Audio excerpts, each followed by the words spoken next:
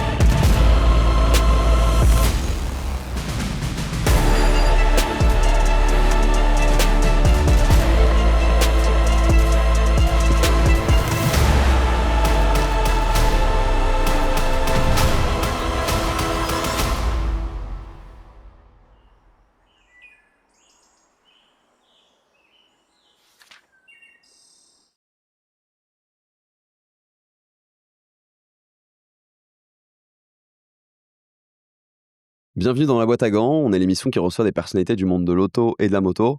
D'ailleurs, dis-nous en commentaire quel invité tu aimerais que l'on reçoive par la suite. Et prends 2 secondes pour t'abonner, ça nous aide énormément pour avoir de super invités par la suite et travailler avec des marques pour toujours monter la qualité. Salut Andy, Salut Yann. je suis ravi de te recevoir dans la boîte à gants et merci de nous recevoir ici, chez toi. Est-ce que tu peux te présenter en 2 mots? Je m'appelle Randy Depugné, j'ai 44 ans, ex-pilote MotoGP et maintenant consultant télé pour Canal+. Et t'es avant tout un passionné de moto, ça a commencé très jeune. C'est quoi un peu le contexte dans lequel t'as grandi? Mon père était pilote, donc forcément, petit, j'ai été baigné au son des machines. Et puis à l'âge de 5 ans, j'ai eu ma première machine, un Piwi 50. C'était juste avant mes 5 ans, à Noël, puisque je suis né en février. J'ai eu la machine au mois de décembre. Et de là, c'est parti. Alors c'est parti comme un amusement au début. Et puis rapidement, j'ai fait des compétitions, ça s'est bien passé. Et voilà, et puis ensuite, motocross. On va on va développer un petit peu tout, mais c'est parti de là, en fait. C'est parti de mon père. J'ai pas eu un ballon, j'ai eu une moto sous le sapin. Je me mets à la place de ton père, c'est un Ouais. sport qui est quand même très dangereux, la moto. Il a eu un gros crash, un gros accident. En tant que père, peut-être qu'il a voulu un peu te protéger et te mettre une distance avec la moto. C'est un peu ambivalent ce que je te dis, mais t'y mettre et en même temps, te protéger de ce milieu-là, non? J'ai pas eu ce sentiment parce que quand il m'a mis, il était à fond derrière moi, il m'emmenait partout, il faisait la mécanique et moi, c'est plus tard que j'ai appris qu'il avait eu un grave accident, et c'était pour ça qu'il a mis un terme à sa carrière, qu'ensuite il est revenu en endurance. Mais il m'a jamais fait sentir, cette chose-là. Ma mère, oui, elle avait peur, ça se sentait, elle venait que très rarement sur les courses, mais il y a pas eu un moment où j'ai eu cette sensation que ce sport était dangereux. Alors ceci dit, quand on s'appelle Randy, donc c'est un hommage au fameux pilote américain, hem, forcément tu sais que la moto va être dans tes veines. Enfin, tu t'aurais dit à ton père, «Je veux pas faire de la moto», ça aurait peut-être été un peu bizarre. Bizarre, oui et non, parce que j'ai fait en parallèle plein de sports, du foot, du triathlon, du tennis et en fait, il m'a toujours, poussé de partout. Mais c'est sûr que pour lui, l'objectif, c'est que je fasse de la moto parce que c'était le sport, qu'il pratiquait où, où il a fait une certaine carrière et forcément, il aurait souhaité que je devienne, un pilote en Grand Prix, ce qui a été le cas. Donc je pense que pour lui, c'est aussi un accomplissement. Mais en aucun cas, il m'a vraiment forcé, il m'a «tapé dessus» entre guillemets pour que j'en fasse quand j'avais pas envie d'y aller. Donc tu le disais, tu commences par le motocross plutôt, ce qui est assez logique parce que finalement faire de la moto de vitesse aussi jeune, c'est pas trop possible, surtout à l'époque. Oui. Comment ça se passe tes débuts en compétition? Parce qu'au début, c'est un amusement, comme tout gamin, et après le stress de la compétition que Bah, en fait, ça commence à 6, 7, 8 ans, je fais des courses, un petit peu de «quartier» entre guillemets, parce qu'il y avait pas trop de courses et je gagne tout. D'ailleurs, je me rappelle de ma première victoire, mes adversaires à côté de moi avaient 12 ans, j'avais 6 ans, ils étaient plus hauts que moi alors que moi j'étais sur la plus haute marche et eux, ils étaient en contrebas. Donc ça, c'était drôle. Ensuite, j'ai enchaîné avec du motocross. Donc j'ai commencé à aller, le week-end sur les terrains de cross. Après, j'ai fait pas mal de stages de cross et là, à ce moment-là, lorsque je fais des stages, je rencontre des jeunes qui ont mon âge et qui roulent en championnat de France et qui ont un excellent niveau, qui font des podiums, qui gagnent des courses et à un moment donné, vu mon niveau, les parents de ces jeunes disent à mon père: «Mais pourquoi Randy fait pas des courses, quoi? Il roule aussi vite que nos enfants, il gagne».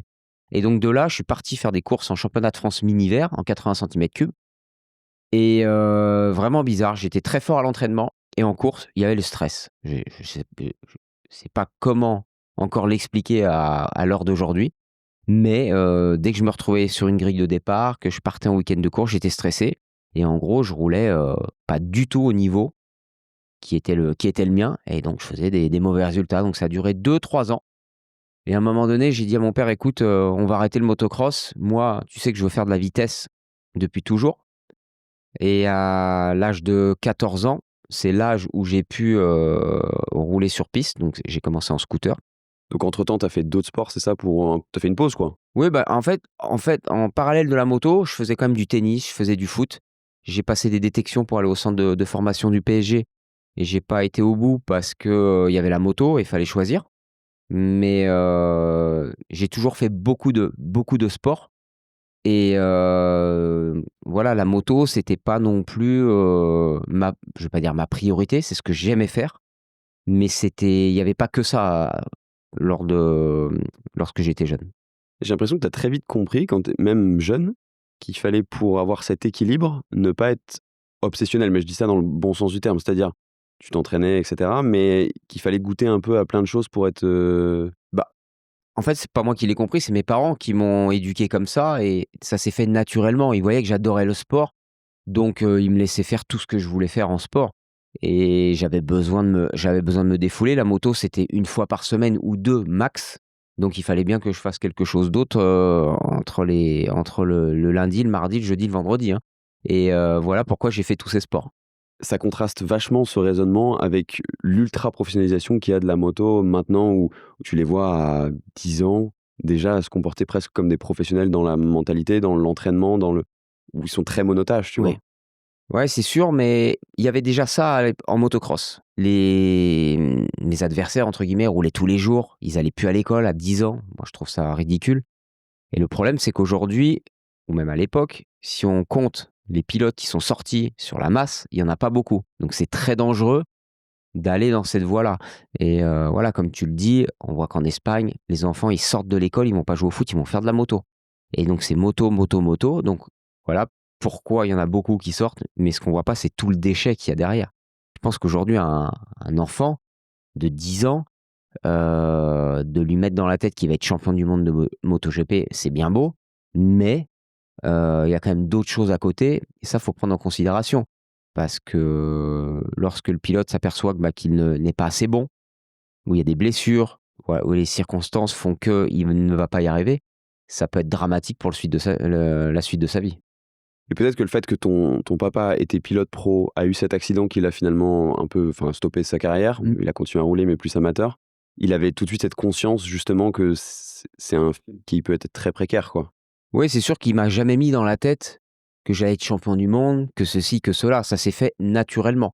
Il m'a épaulé, il m'a aidé, mais j'ai de mémoire à mes 15, 16 ans où ça commence à être sérieux, j'ai jamais, j'ai senti que j'allais y arriver, que ça allait être facile et au contraire, il était dur avec moi comme il fallait et ce qui m'a permis aussi de pas me prendre la tête, de pas me prendre pour un champion du monde en puissance que j'étais pas. Mmh.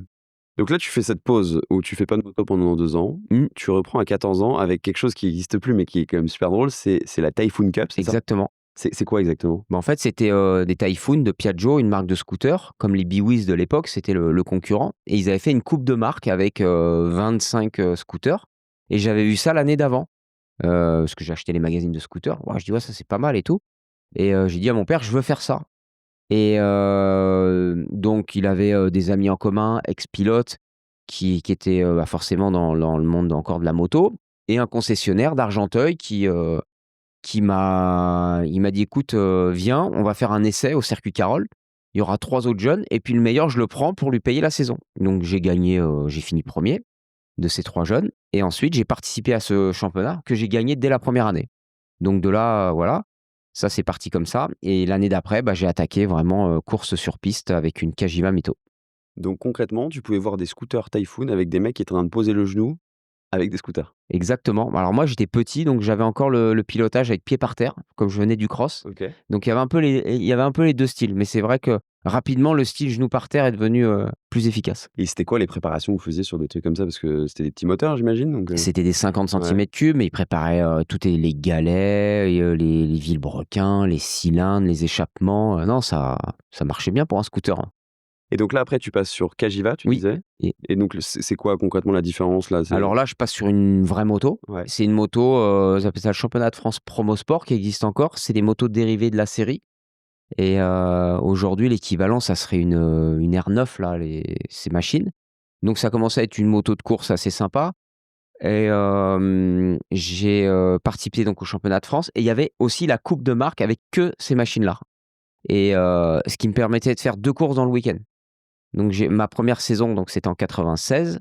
J'ai fini 4e de la coupe Cagiva et 5e du championnat de France Promo Sport pour ma première année avec beaucoup de podiums mais pas de victoire. Mais j'ai fait quand même une belle année parce que j'étais jeune, j'avais, donc 15 ans et par rapport à tous mes adversaires qui avaient la vingtaine d'années et beaucoup plus d'expérience, j'ai, voilà, j'ai un peu éclaté aux yeux des gens, lorsque je suis arrivé, dans cette catégorie. Et là, le stress que tu avais en motocross au début des courses, tu l'as pas du tout là sur, on peut dire de la moto de vitesse à ce moment-là? Alors je l'ai pas eu, mais je me suis posé la question justement, après tous les essais où je roulais bien, il y a eu cette première course et là, à un moment donné, je me suis dit: «Ah j'espère que ça va pas recommencer comme avant» et dès ma première course, je finis 3e, je crois et donc là, ça a été la délivrance et ça m'a libéré psychologiquement, ouais. Donc là, tu es un peu la sensation, Oui. le petit jeune qui débarque, Mmh. dont tout le monde parle et cetera. Comment tu vois les choses toi? Tu te dis tout de suite: «Je veux devenir pilote maintenant, je vais me donner les moyens d'y arriver», ou tu es toujours dans la mesure de: «C'est une passion, je suis bon clairement, mais je veux que ça reste un hobby, quoi»? Non, quand je vois un peu la facilité que j'ai, le talent que j'ai, je me dis: «Bon, là, peut-être qu'il y a moyen de mon rêve d'aller en Grand Prix, peut-être, je vais peut-être l'atteindre, même si j'y suis encore loin, même si je sais qu'il faut travailler». Je pars quand même sur une bonne base. Donc voilà, je me dis: On va continuer», même en parallèle, j'allais à l'école. Mes parents, c'était: «Tu travailles bien à l'école, moto» et voilà, donc j'ai gravi les échelons. Donc l'année d'après, j'ai refait ce championnat où là, j'ai tout gagné. J'ai gagné le Promo Sport, la coupe Cagiva et je suis passé à l'étape au-dessus en roulant en championnat de France, qui équivaut aujourd'hui au championnat de France Superbike avec des motos 2 grands prix. Donc c'était, l'antichambre des grands prix. Il y avait des championnats nationaux et championnats d'Europe et puis ensuite l'étape supplémentaire, c'était les grands prix. Donc là, je passais vraiment dans entre guillemets «dans la cour des grands» et quand je suis monté la première fois sur cette moto, ça m'a fait un gros choc. J'ai dit: «Oui, là, c'est plus de la rigolade, quoi». C'était des motos quand même, très pointues, très puissantes, très légères, très rigides et c'est là où je me suis dit: «Bon, va falloir passer ce cap pour espérer ensuite, pourquoi pas, arriver en Grand Prix, quoi». Et donc là, comment ça se passe? Que ton père a l'expérience du pilotage, Oui. il t'accompagne un peu partout, parce que ça coûte de l'argent aussi, il faut aussi dire les choses, sûrement beaucoup moins que maintenant, mais tu te rends compte de tous les sacrifices qu'il y a derrière, de tous les investissements même, en temps que ça Ah demande? ah ouais, ouais, je me rends compte. Après mon père, il s'est donné à 100 pour ça. Ça lui faisait plaisir aussi. La chance que j'ai, c'est comme il connaissait beaucoup dans le milieu, j'ai eu beaucoup de facilité à pas payer énormément de choses au début, mais bon, il y avait quand même les frais de déplacement.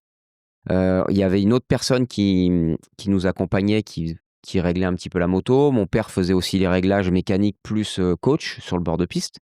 Voilà, on partait à 3 et avec les primes d'arrivée, bah, ça me permettait d'aller sur les autres courses. Donc voilà, ça a été, je vais dire que ça s'est bien enclenché parce qu'aussi j'ai pas perdu de temps, quoi.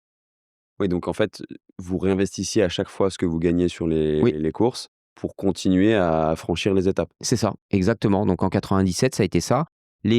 En coupe Cagiva, il y avait beaucoup de primes et comme je gagnais tout, j'avais beaucoup de primes d'arrivée, donc ça me permettait de financer l'autre championnat qui coûtait quand même très cher. Les pneus coûtaient, très cher, même si rapidement, j'ai été, sponsorisé par Michelin d'entrée de jeu, donc ça a été aussi une bonne chose et dès ma première saison de ce championnat, je finis 2e en manquant une course parce qu'on a eu la moto trop tard.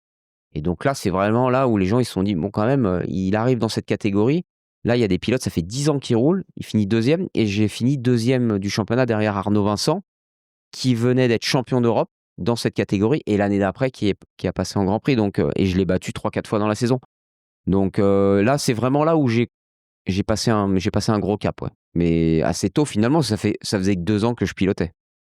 Et c'est là où tu fais la transition aussi vers des déplacements plus européens? Tu sors entre guillemets un peu du giron national et que tu commences à voyager un peu partout? Alors en 97, j'ai participé au Circuit Carole à ma première course du championnat d'Europe où j'ai pris une énorme gifle parce que je gagnais tout en France et là je me suis dit: «Ils vont voir» et là j'ai compris quand il y a 60 pilotes qui arrivent et qu'il y en a, 40 dans la seconde, là j'ai pris une bonne gifle parce que je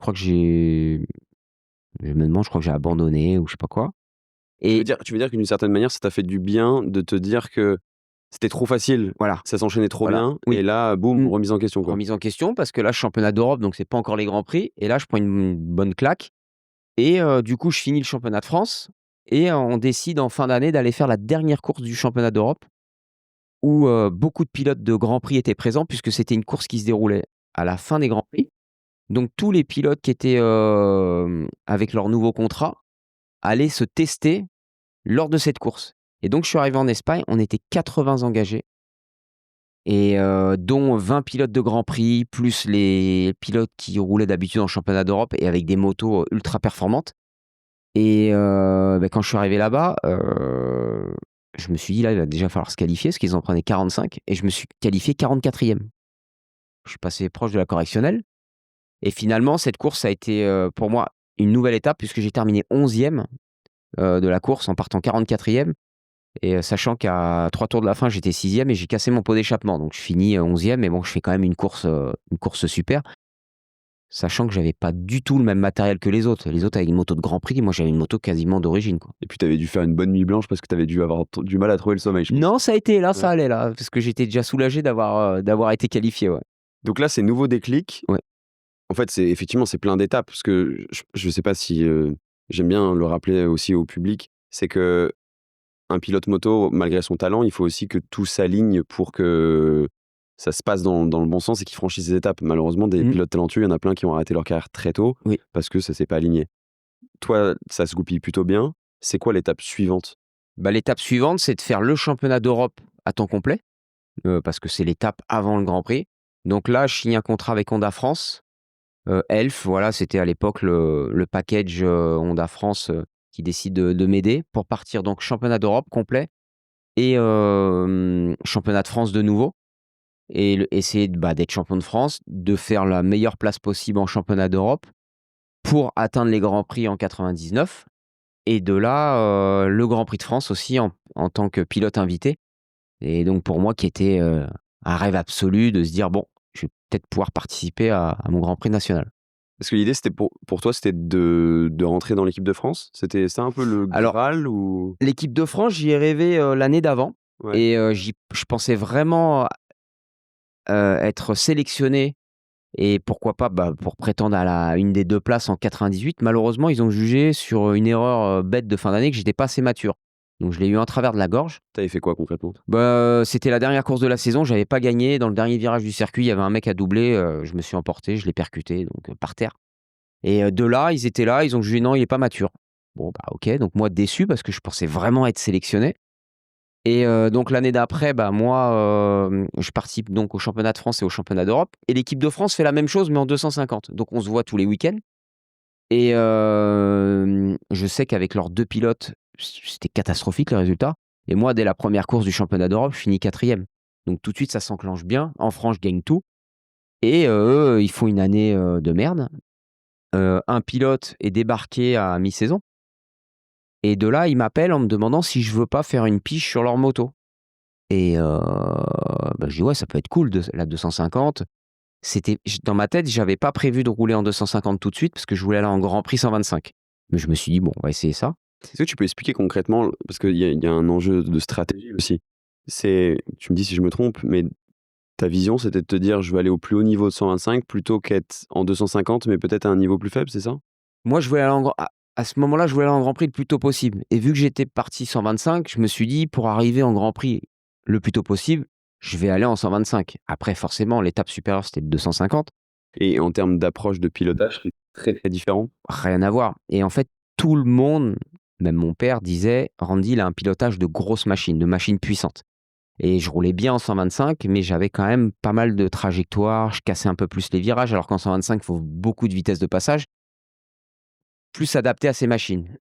Et la preuve, puisque quand je participe à cette course, donc je fais les deux courses, je fais le 125 et le 250, donc je gagne ma course de 125, je bois un coup, j'avais fait 3e ou 4e aux essais, qualif, je pars faire la course dans la foulée des 250, et là je gagne. Donc là, tout le monde a été surpris parce que c'est la première fois que je courais. Et je gagne la course, je bats l'autre pilote de l'équipe de France. Et voilà, donc pour moi, c'était quand même une grosse surprise. Et surtout, je me suis révélé sur cette moto, sur cette 2,5. Je me suis dit: «Ouais, c'est vraiment ça qu'il va falloir faire rapidement, ouais». Et tu avais cet esprit quand même de petite revanche personnelle par rapport au fait que tu Ouais. avais été écarté un peu avant, quoi. Bah oui, logique, je me suis dit: «Bon OK, ils me l'ont un peu fait à l'envers l'an dernier. Cette année, ils me proposent, bah, je vais leur montrer qu'ils ont fait une erreur en gagnant». Et de là, ils me disent: «Ah bon, tu ta place sur l'année prochaine». Mais moi, en 99, je voulais pas refaire une année de championnat d'Europe 250, je voulais aller en Grand Prix. C'était clair et net, objectif Grand Prix. Et il y a une petite anecdote à cette période, c'est quand je gagne cette course au mois de juillet, à ce moment-là, j'ai Hervé Poncharal qui m'appelle, qui est le team manager, donc Tech 3 de l'époque, d'Olivier Jacques et William Coste. Et Olivier Jacques se blesse et donc il manque la moitié de la deuxième partie de saison. Et là, Hervé Poncharal m'appelle et bon, moi déjà, je suis surpris que cette personne m'appelle. Et Oui, il j'imagine que dans ta tête, c'est la folie, là. bah, ouais, et j'ai dit: Ouais. «Oui, bon, bah, voilà, Andy, tu sais, tu es au courant, Olivier Jacques, il est blessé». Je dis: «Oui, oui, j'ai vu ce que tu as fait au Castellet, avec la 250 et tout, bah, on voudrait te donner ta chance, c'est de finir la saison avec nous». «Pardon?» «Ouais, ouais, en Grand Prix, à la place d'Olivier Jacques et tout». Donc tu as 17 ans à ce moment-là, on est d'accord? J'ai 17 ans, ouais. Ouais. Bon, je discute, je dis: «J'en crois pas», je raccroche, j'appelle mon père, je dis: «Il y a Hervé Poncharal qui m'a appelé, il me dit», je dis: «Tu crois pas, tu vas pas croire, il veut que je finisse la saison en Grand Prix». Il me dit: «Bah, il va te rappeler demain». Donc là, ils discutent, tout se met en place. Moi, il faut que je prévienne les sponsors, Honda et Elf, mais comme le team Tech 3 et Honda et Elf, ça fait une synergie et finalement, ça peut se faire assez facilement. Et au bout de malheureusement 10 jours, la machine qui était sponsorisée par, un cigarettier n'acceptait pas les mineurs. Et donc du coup, le plan, il est tombé à l'eau, quoi. Alors pour moi, c'était là, j'ai pris un coup derrière la tête parce que j'allais faire, une demi-saison avec une moto très compétitive dans un team de pointe. Heu, Olivier Jacques, c'est le mec que je regardais à la télé, j'allais le remplacer. C'était pour moi c'était magique. Donc là, il y a tout qui s'effondre et là, il faut repartir, finir le championnat d'Europe et le championnat de France, quoi. Parce que fallait que je finisse ma mission quand même. Mais tu as très vite réussi à prendre la distance, à te dire: «De toute façon, ça, c'était du bonus» et c'est déjà un super bon signe, ou tu es resté un peu sur la frustration, parce que tu es jeune, enfin, quand tu as 17 ans, c'est compliqué de prendre du recul quand même? Bah, ouais, je suis passé outre parce que de toute manière, bah, quand on me dit: «C'est non», c'est non, hein. À un moment donné, je vais faire quoi? Je vais, rester dans ma chambre à pleurer donc j'ai continué le championnat d'Europe et le championnat de France. Et d'ailleurs, championnat d'Europe cette année-là, il y a une belle anecdote qu'on va en parler un peu plus tard. Voilà, mais forcément, j'ai été, bah, déçu parce que c'était le rêve qui tombe à l'eau, quoi, de se retrouver, après 2 saisons et demie seulement en Grand Prix, quoi. Là, au niveau budget, parce que j'imagine que c'est quand même beaucoup d'investissement, on peut pas Mmh. dire que tu gagnes ta vie encore. Ah non. Si vous êtes flat, c'est déjà pas mal. Mmh. Heu, Est-ce qu'il y a pas un moment où la machine, entre guillemets, elle arrive à saturation? C'est-à-dire ton père, il travaille beaucoup pour financer tout ça, Ouais. beaucoup de voyages, enfin, c'est éreintant. Est-ce qu'il y a un moment où ça commence à être compliqué? Bah, ouais, il y a un moment, c'est compliqué malgré qu'on ait des sponsors. Il y a une course, on va arriver à cette anecdote, c'était en République tchèque. On doit partir le mercredi parce que ça roule le jeudi, il me semble. Ouais, c'est ça. Donc Ou vous partez en voiture? camion. Ouais. Partez en camion Avec la moto derrière, OK. avec tout dedans il me dit, «Il y en a plus de sous, on peut pas y aller». Bon et bah, on n'a pas de sous, on peut pas y aller, je suis dégoûté mais c'est la vie. Puis j'étais bien placé, j'étais dans le top 5 du championnat donc et puis, il y avait à la clé, top 3 du championnat, passage en Grand Prix quoi. Donc et le jeudi ou non, c'est le vendredi, il me dit jeudi soir, il me dit: «Bon écoute, c'est bon, on va rouler toute la nuit, j'ai fait un boulot machin, on peut y aller. Par contre, j'ai fait le plein dans le camion et tout, on a chargé le frigo, mais on n'a pas de sous, hein. On part». J'arrive le vendredi après-midi, trop tard pour les essais. Donc le samedi matin, il y a juste une séance d'essai de 20 minutes et après il y a la qualif. Donc de là, je fais mes 20 minutes, c'est un circuit que je connais pas, je sais plus la place sur la qualif, mais je devais être 15e, quelque chose comme ça. Pareil, hein, il y avait 70 engagés à chaque fois, donc c'était costaud. Donc tu es en train de me dire que le circuit, quand tu dis que tu le connaissais pas, parce qu'à l'époque, il y a pas de simulateur, hein, donc Ah faut pas non, reconnaître. Donc ouais, vraiment, tu connaissais pas un virage? non, non. Tu as eu 20 minutes pour comprendre le circuit? Bah, en fait, le soir, je suis allé faire un tour en vélo Ouais. pour voir comment ça tournait et après, bah, j'ai essayé de suivre des mecs, comme je pouvais sur la séance d'essais libres et puis à un moment qualif, je me qualifie 15e et le lendemain, départ de la course, bon, il y avait un warm-up à l'époque, donc heureusement, j'ai refait une petite, quinzaine de minutes et là, bah, je gagne la course. Donc là, c'est quand même le truc improbable. Je C'est ma seule victoire d'ailleurs en championnat d'Europe. Je gagne la course alors que j'avais raté tous les essais et de là, prime d'arrivée. Bon, bah, du coup, on a pu faire resto. On a pu rentrer tranquille et surtout, j'ai pu aller, sur la course d'après et puis ensuite, bon, bah, voilà, l'argent est rentré des sponsors donc on a pu terminer la saison, ouais. Et tu imagines à la place des concurrents, ils voient un gars débarquer avec le camtar, C'est ça. le papa, le vendredi, il connaît rien du circuit et il mange tout le monde. Ça doit être horrible pour eux. Bah, ouais, moi, je m'en suis pas rendu compte de ce qui Ouais, je me mais bon, doute. on se côtoyait déjà depuis le début de saison et donc voilà, ils savaient un petit peu mon niveau. Mais c'est sûr que quand ils m'ont pas vu le jeudi, le vendredi et qu'ils m'ont arrivé samedi matin et ils me voient gagner le dimanche, ça fait un peu désordre. Et tu dirais que ce moment, c'est une anecdote complètement ouf, mais ça a été un élément de bascule? Ça a enfoncé le clou qui fait que l'année suivante, tu commences à Non, même pas, c'était dans la continuité, mais en fait, je me rendais pas compte, moi. Pour moi, tout ce qui se passait, c'était naturel. Donc j'ai fait ça, c'est super, mais comme j'étais jamais mis sur un pédestal avec mes parents ou mon entourage, c'était normal et en fait, quand je faisais des trucs qui étaient pas bien, c'était pas normal. C'était juste ça. Je vais pas dire que j'étais un insatisfait, mais fallait que ça se passe comme ça, quoi. Ouais. l'envie de bien faire, mais pas le ouais, c'est vrai que dans ce que tu racontes, ce qui est assez fou, c'est à quel point tu as eu, une humilité très, très jeune et jamais quand tu es jeune et que tu fais un sport de haut niveau comme ça, tu peux vite des fois un peu dérailler et tu as toujours été constant, quoi. Bah, ça, c'est l'éducation, je pense, hein. Ouais, ouais. C'est si mes parents m'avaient monté le ciboulot en me disant que j'étais le plus beau, le plus fort, j'y aurais cru et j'aurais fonctionné comme ça. Donc et tant mieux que j'ai été éduqué de cette manière, ouais. Donc il se passe quoi l'année suivante? Parce que là, les résultats sont là, Oui, mais tu arrives un peu en fin de les caisses sont vides, quoi, il faut passer à la vitesse supérieure? bah, là, c'est Grand Prix, Ouais. donc champion de France, je finis 8e finalement du championnat d'Europe et Arnaud Vincent qui avait été la révélation de la saison en Grand Prix avec un podium avec qui je me battais l'année d'avant, passe dans un autre team et donc son team français de l'époque, bah, forcément, on commence à discuter. Donc là, je fais le tour un peu de tous mes sponsors parce qu'il fallait amener un budget donc tout ce que je peux amener, j'amène. Voilà et donc c'est parti, première année de Grand Prix. Vu qu'on n'a pas d'argent, mon père ne vient pas, donc là, c'est la première fois où je me retrouve seul. Je pars en camping-car avec la femme et le patron du team sur les courses. Je dors avec eux dans le camping-car. Voilà, c'est vraiment, Grand Prix, mais un peu à l'ancienne, quoi. Mais j'ai pas le choix. Et tu le vis comment le fait justement d'être pour la première fois seul, plus accompagné par ta cellule, Bah, habituelle? je me rends pas trop compte, mais finalement ça va, sauf qu'à un moment donné, je m'aperçois qu'il me manque mon père à côté, pour des questions, pour du bord de piste parce que tout ça j'avais pas. Je me retrouve avec des gens, qui me connaissent pas en fait, même si ça se passe très bien, mais il manque ce petit truc quoi. Donc je fais une année, correcte, mais pas mal d'erreurs, pas mal de chutes. Je construis pas mes week-ends parce que j'ai personne pour me guider et en Grand Prix, contrairement au championnat de France, une séance, c'est 1 heure et il faut travailler. Donc moi, rapidement, au bout de 20 minutes, j'étais devant et puis après, je descendais. Je comprenais pas pourquoi, parce que je travaillais pas, j'analysais pas et ça finissait en chute, parce que je voulais surpiloter. Donc ça a été une année, compliquée parce que, j'ai pas atteint mon niveau et surtout les pilotes que je battais en championnat d'Europe, ils m'ont dégommé. Il y a des pilotes qui ont fait des podiums cette année-là. Moi, j'ai dû faire 2 fois dans le top 10.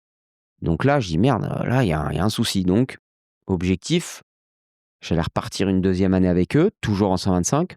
Je veux que mon père revienne. Tu sentais que c'était la pièce manquante au puzzle? J'en sais rien, mais en tout cas, à ce moment-là, oui, je pensais parce qu'il y avait une cassure de fait. Donc je me suis dit: «Heu, il y a pas d'autres personnes, donc on tente l'aventure». Je garde un budget un peu pour, qu'on puisse partir ensemble en camping-car. Et en fait, bah, ça a pas marché.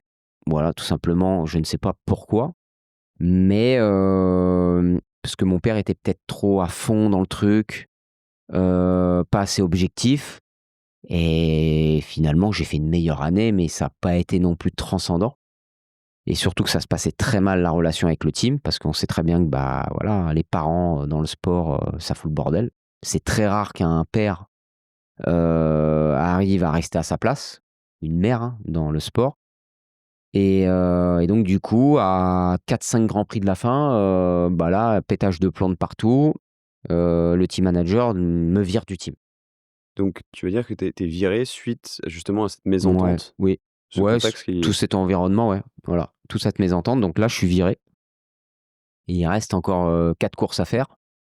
Donc là, ça s'annonce compliqué parce que, comment retrouver un guidon l'année d'après? Si déjà je finis pas l'année, après ça se sait dans le paddock. J'ai pas fait non plus une belle année.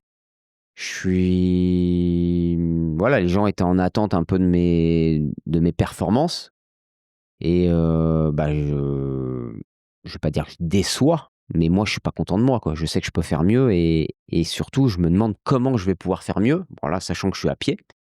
Donc voilà, là, situation difficile et là, on est en 2000 là.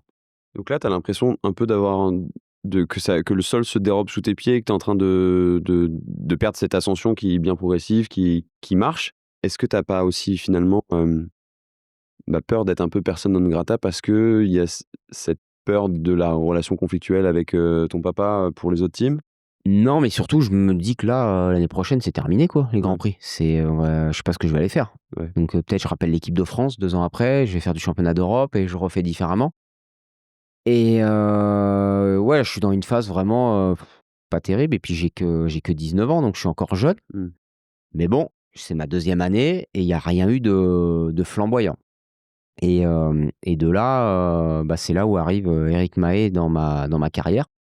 Éric est un ami de mon père. Éric avec qui, on partageait notre tente en championnat de France à l'époque. M'a demandé de venir sur le Grand Prix de Valence au mois de septembre, qui était pas le dernier Grand Prix de l'année. Voilà, lui s'était blessé, il me dit: «Tiens, ça me ferait plaisir de venir sur un Grand Prix, tu peux m'avoir un pas?» Je dis: «Bah, ouais, ouais, viens».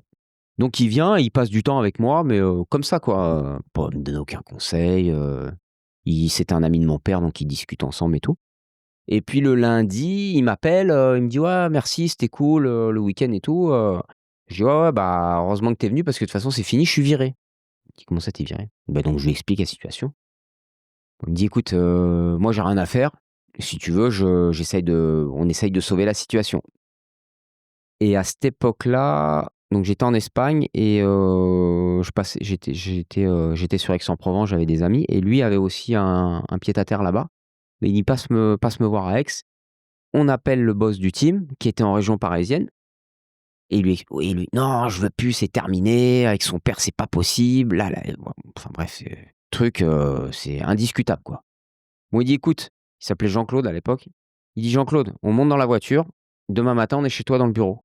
Non, non, mais c'est pas la peine de venir, c'est mort. Moi, de toute façon, j'ai un autre pilote. Randy finit pas l'année. Et moi, je dirais, bah, c'est mort. Il me dit, mais c'est mort de rien du tout. Il me dit, viens, on monte dans la voiture. On a roulé toute la nuit. On est arrivé là-bas à 8 heures. On a fait le rendez-vous. Et de là, bah, il m'a sauvé ma place. Et en me demandant que si je continuais, que mon père n'intervenait plus, qu'il ne venait. J'ai dit quoi? De toute façon, j'ai pas le choix. Donc, on fonctionne comme ça. Et donc Eric est venu avec moi sur les dernières courses et de là, il m'a apporté en quelques courses une méthode de travail, une vision de la course qui m'a permis de faire une bonne fin de saison malgré tout et de se dire: «Bon, bah, pourquoi pas continuer l'aventure ensemble?» Lui, il a arrêté sa carrière et lui plaisait de faire ça et donc voilà comment est partie l'aventure avec Eric et comment a fini celle avec mon père. Par contre, mon père, ça s'est mal passé parce qu'il l'a pas accepté. De se faire sortir alors qu'il avait été là depuis le début, ce que je peux comprendre.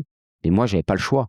C'était soit je continuais, de faire, ce que je faisais, mais c'est-à-dire j'avais plus de place en Grand Prix, ou alors je cassais la relation en espérant qu'il le comprenne pour, tenter une nouvelle histoire et une nouvelle aventure avec Eric et voilà, donc j'ai pris cette direction. Finalement, j'ai eu raison. Par contre, ça fait des dégâts dans ma relation avec mon père, ouais. Mais ce qui est paradoxal puisque Eric était un ami de ton père. Oui. Donc ça a dû mettre un espèce de mélange, très bizarre, dans tout ça, quoi. Bah, ça a été un mélange bizarre parce que du coup, lui pensait que c'était Eric qui avait dégagé mon père, qui voulait me récupérer. C'est parti dans une psychose un peu folle. Mais moi, voilà, j'avais mon objectif, comme j'ai dit à mon père, c'est d'arriver en Grand Prix et de performer. On y est arrivé, là, on est devant face à un mur. Toi, tu as été une étape. Eric, c'est une deuxième. Faut adapter la situation. C'est sûr que pour toi, c'est dur de te retrouver dehors. Mais maintenant, demain, tu veux venir voir un Grand Prix, en spectateur, il y a pas de problème. Mais tu n'es plus là pour me donner des conseils ou pour, t'immiscer dans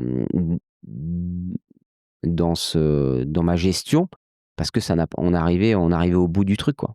Et tu dirais que ça a impacté ta relation avec ton père pendant des années après? Ah ouais, ouais, bah, pendant pas mal d'années, ça a été très compliqué et comme je parle honnêtement, il y a même des moments, où ça se passait mal, notamment en 2001 où je suis passé en 250, où les 8 premières courses de la saison, je suis tombé. Et tu es content que ça se passe mal. Ouais. Pas que je me fasse mal et que Oui, je tombe, j'ai compris. mais d'un autre côté, il dit: «Bon, bah, tu as vu, il fait pas mieux que moi». Mmh. Mais moi, je savais qu'à un moment donné, ça allait partir et de toute manière, je n'avais pas le choix. Donc voilà. Ouais. Donc là, tu démarres un nouveau chapitre avec Éric Mahé. Eric était pilote en championnat de France, championnat du Ah monde OK, super sport. Il a été champion de France, il a roulé en endurance, il était pilote officiel, Yamaha OK. et en fait, pourquoi il vient me voir en Espagne? C'est parce qu'il se blesse aux vertèbres à une course en Italie, en championnat du monde super sport et de là, il se dit: «Bon, je vais arrêter de rouler». Et c'est pour ça qu'il a switché en fait naturellement. Ça s'est fait avec moi. Au début, c'était du coaching, après c'est devenu manager. Après il a réglé mes suspensions. Voilà, il a été en fait multicarte quoi. Un Il homme a à eu tout tout faire. l'air ouais, Ouais, ouais. ouais. Et donc en fait, c'était pas forcément un choix de carrière de sa part, ça s'est juste imposé parce que, la situation l'a voulu, en fait? En fait, c'est le hasard, hein. Blessé, il veut venir voir sur une course, je me retrouve dans une situation pourrie, il me file un coup de main, de là ça part, on fait 4 courses ensemble, le feeling passe bien, il voit qu'il peut m'apporter un truc. Moi, je vois qu'il peut m'apporter quelque chose et voilà, l'aventure, elle a débuté comme ça, quoi. Donc Mmh. c'est quoi un peu la suite de ce nouveau chapitre? Tu sens qu'il y a un nouvel essor, j'imagine que les espoirs, repartent? Bah, là, la suite, c'est, 250 en 2001 dans le même team parce que quand le team me dit: «OK, tu continues, mais par contre, il y a l'année prochaine, on passe en 250». C'était Claude Michy aussi qui finançait le team. Ça s'appelait l'équipe de France Grand Prix. Ça OK. avait rien à voir avec l'équipe de France qu'il y avait avec la fédération. C'était autre chose. Mais voilà, il voulait faire, Claude Michy voulait un petit peu, aider les jeunes, pour arriver un jour au top niveau. Donc je me suis retrouvé avec Sylvain Guintoli en coéquipier, qui lui était à l'équipe de France l'année d'avant, en 250. Donc lui, expérience, je crois qu'il a été champion d'Europe, il me semble en plus l'année d'avant. Donc expérience de la 250, pas les grands prix et moi par contre pas de 2,5 mais, des grands prix. Donc on se retrouve là-dedans tous les 2, 1 an d'écart et bah, là ça a été, un peu la guerre parce qu'on était les deux jeunes. Et forcément, on savait très bien qu'il y en avait un qui allait rester sur le côté, quoi. Et moi, je me casse le tibia en motocross au jour de l'an, le 31 janvier. Donc du coup, toute ma préparation hivernale, 0. Je remonte sur la moto au mois de février et là, je me fais ouvrir en 2 par Sylvain parce qu'il avait beaucoup d'expérience. Donc pas plaisir. Eric, il me dit: «T'inquiète pas, la première course, c'est au mois d'avril là, il y a pas de stress». Bon OK, il y a pas de stress, sauf que moi, je vois bien que je suis pas dans le rythme, j'ai mal, j'ai du mal avec la moto et tout et on fait une première course, on va au championnat de France au mois de mars au Mans. Il y avait championnat de France, championnat d'Europe sur ce week-end-là. Sylvain gagne, je fais 2, France et Europe, mais bon, il me bat, quoi. OK, super. Il me dit: «T'inquiète, t'inquiète» et là, on arrive, premier Grand Prix de l'année, Suzuka, circuit mythique et là, je me retrouve, je crois, 9e sur la grille à côté de tous les pilotes d'usine que je regardais à la télé. Waouh et je dis là: «Bah, ouais, bah, là, finalement ça va» et Sylvain, 25e, quoi et bon, je pars vite et sauf que comme la 2,5 c'est pas une 125, j'accélère un peu trop fort, je monte en l'air. Sauf que ça a été les 8 premières courses de la saison, des 2e lignes, des 3e lignes et pas un drapeau à damier, hein. Tu jamais à finir la course? Non, Mmh. parce que j'arrivais pas à me contenir et on arrive à Barcelone, pareil, je suis en 2e ligne, je pars, je suis 5e, 4e, 6e et là, à un moment donné, je dis: «Non, mais ça va pas recommencer, quoi» et donc les 6 derniers tours de course, je coupe, je finis 8 et c'était enfin, j'ai mon premier drapeau. Sauf que Sylvain, même s'il faisait pas des bons résultats, il engrangeait, 10e, 9e, 12e. Donc l'écart, il se creusait au championnat et on arrivait à mi-saison, il avait une avance de fou sur moi et forcément, il y a une concurrence directe avec son coéquipier, en plus, on est français et là, à partir de ça, ça a été ça a déclenché et je suis remonté, je crois que je finis 12e du championnat, je crois, devant lui. J'ai fait 5e, j'ai fait vraiment de belles perfs et j'ai fait une super fin de saison. Et vraiment à partir de la mi-saison 2001, c'est là où en Grand Prix, j'ai commencé à comprendre, comment il fallait fonctionner et à se rendre compte qu'en fait la course c'était, bah, voilà, c'était un travail maintenant. Voilà. Donc là, tu dirais que c'est le moment où tu te considères comme professionnel? Oui, parce que je gagne des sous, donc je suis payé pour rouler, mais je suis professionnel, mais j'ai toujours pas fait de podium, voilà, je suis à ma 3e année. Donc en fait, tu es sur le fil tout le temps. Ça peut s'arrêter à n'importe quel moment. Donc là, vu que j'avais fait une bonne année, en 2002, je prétends aller rouler dans un meilleur team et pour là, passer un gros cap, quoi. C'est pas cette année-là où justement tu devais rouler pour un team, italien, si je dis pas de conneries? Exactement. Il y avait un team qui était, c'était pas un team d'usine, c'était un team qui avait une excellente machine privée parce qu'après il y avait les Moto Factory, les moto kits et surtout ce qui était important, c'est d'avoir les bons pneus. Et Eric avait négocié d'avoir les pneus officiels sur cette moto et ce team avait fini 4e, je crois, avec un pilote italien. Donc pour moi, de passer du team où j'étais à celui-ci, c'était vraiment un gros pas en avant et au mois de février, il y a les listes qui sortent des pilotes avec les teams. Je vois ça sortir et là, je vois pas mon nom. Alors que c'était signé Ah pour bah, toi? c'était signé avec Ouais. là, j'avais un contrat avec de l'argent, tout ça, quoi. J'ai dit: «Eric», je l'appelle, je dis: «Je sais plus, qu'est-ce qui se passe?» Je sais pas. Il me dit: «Attends, j'appelle». Le mec, il répond pas, il répond pas, il répond pas. Donc Eric appelle l'IRTA, c'est l'organisateur des grands prix. Il dit: «Non, mais Randy, il est pas inscrit sur les listes, on sait pas nous». Il dit: «Si». Ouais, mais il dit: «Attention, le patron du team, c'est un peu un voyou, à mon avis, bonne chance, quoi». Il arrive à le joindre. «Ouais, bah, de toute façon, on n'avait pas l'argent pour le faire rouler. Donc il y a un Italien qui est venu, bah, on l'a pris». Il dit: «Mais ça se passe pas comme ça, hein. Il y avait un contrat, il y avait un truc». Concrètement, tu as un pilote italien qui te passe devant juste parce qu'il a ramené plus de budget? Exactement, le team en fait n'avait pas assez de budget, donc au mieux d'en discuter, ils ont fait leur soupe, ils l'ont pris lui et c'est réglé et en gros, bah, dehors on s'en fout, quoi. Et de là, l'objectif, bah, c'est de rester en Grand Prix, mais j'ai dit: «Eric, je fais quoi? Il y a plus de place». Il me dit: «T'inquiète, on va trouver une solution» et de là, il me dit, «Campetella». Je dis: «Campetella, c'est le team le plus pourri du paddock, les motos, elles sont horribles, elles sont jaunes, roses, noires, c'est une catastrophe. Je vais pas aller là-bas. Je passe, team, privé, du top du top. J'étais dans un team correct et je me retrouve dans un truc tout pourri». Il me dit: «Ouais, mais il y a pas le choix, t'inquiète pas, objectif, récupérer le matériel chez Aprilia, tes pneus chez Dunlop liste A, et on va monter une équipe autour de toi. Donc, il récupère Aprilia, les pneus, et ensuite on a monté une équipe. J'ai récupéré 2 mécaniciens français, un qui travaille chez KTM qui s'appelle Florent Ferracci en MotoGP, qui était un ancien pilote, et un ancien pilote aussi français qui a roulé en Grand Prix, il s'appelait Christian Boudinot. Donc on monte cette petite équipe et on amène tout le monde chez eux. Et de là, j'attaque les essais, ça se passe bien, les gens adorables, une famille, l'équipe, franchement, le top. J'imagine qu'ils étaient super contents aussi de faire step up l'équipe parce que vous leur avez apporté des ressources. Bah, rapporter des ressources. Avant, ils avaient des pilotes qui n'avaient pas de niveau, donc là, ils se retrouvent avec un package compétitif. Et en fait, ils nous laissent carte blanche. Eric fait les suspensions cette année-là, puisqu'il n'y avait personne aux suspensions, donc il me règle les suspensions, en plus de faire coach et manager et tout le reste. Donc vraiment, Eric, c'est quand même le couteau suisse, quoi. C'est-à-dire Exactement, ouais. qu'il peut apprendre n'importe quel métier. C'est ça. C'est fou. Ouais. Ok. Première course de l'année, c'est au Japon. Et là, je suis première ligne avec cette moto. À Suzuka, encore un circuit que j'adore. L'année d'avant, j'avais déjà fait une belle perf aux essais. Et là, c'est sur le sec et tout, et il se met à pleuvoir toute la nuit. Et je dors pas de la nuit. Je me lève le matin, Eric il me dit: «Ça va, t'as bien dormi?» Je dis: «Ouf, non, j'ai pas dormi de la nuit». Il me dit: «Quoi?» Je dis: «Je suis en stress, il a plu».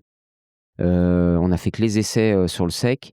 J'ai jamais fait de podium, c'était ma chance de podium. Là, c'est mort et tout.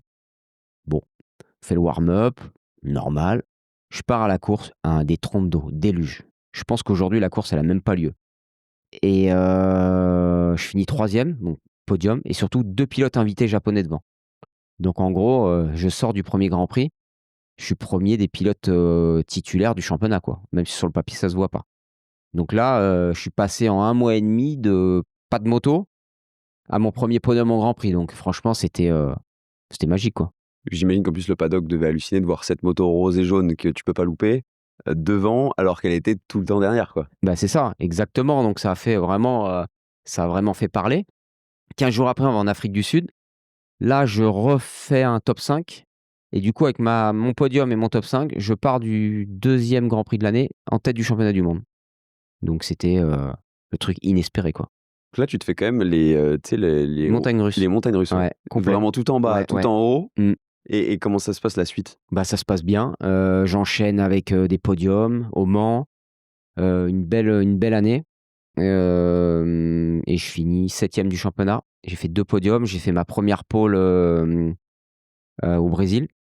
Donc une belle année, quoi. Une belle année, et de là, objectif, l'année d'après, c'est essayer d'aller se battre pour aller gagner des courses, quoi. Donc Qu'est-ce qui te manquait selon toi à ce moment-là pour gagner des courses et vraiment faire podium ou être, je veux dire, au championnat, hein? bah, je pense un peu plus de régularité, parce qu'il y a eu quand même pas mal de chutes de la saison. Mais je pense qu'avec cette moto-là et ce package, si j'avais fini 2-3 courses de plus dans le top 5, le podium était pas loin du championnat. Mais bon, j'étais encore en phase d'apprentissage. Je me retrouve première fois sur un podium, je me retrouve en pole position. C'était des choses nouvelles pour moi. Et donc, il fallait aussi que j'arrive à emmagasiner tout ça, parce que petit à petit, je m'apercevais que mon objectif, il commençait à prendre forme, quoi. Et, et surtout que je vais pas dire que j'ai douté de moi, mais je me pensais pas capable de faire ça. Et c'est pour ça qu'à chaque fois, c'était un peu même si c'est des surprises, non, même si pour moi c'était normal, d'un autre côté, c'était aussi un peu une surprise. Et c'est comme si tu débloquais à chaque fois Voilà. une nouvelle étape, ouais. C'est ça, c'est Mmh. ça.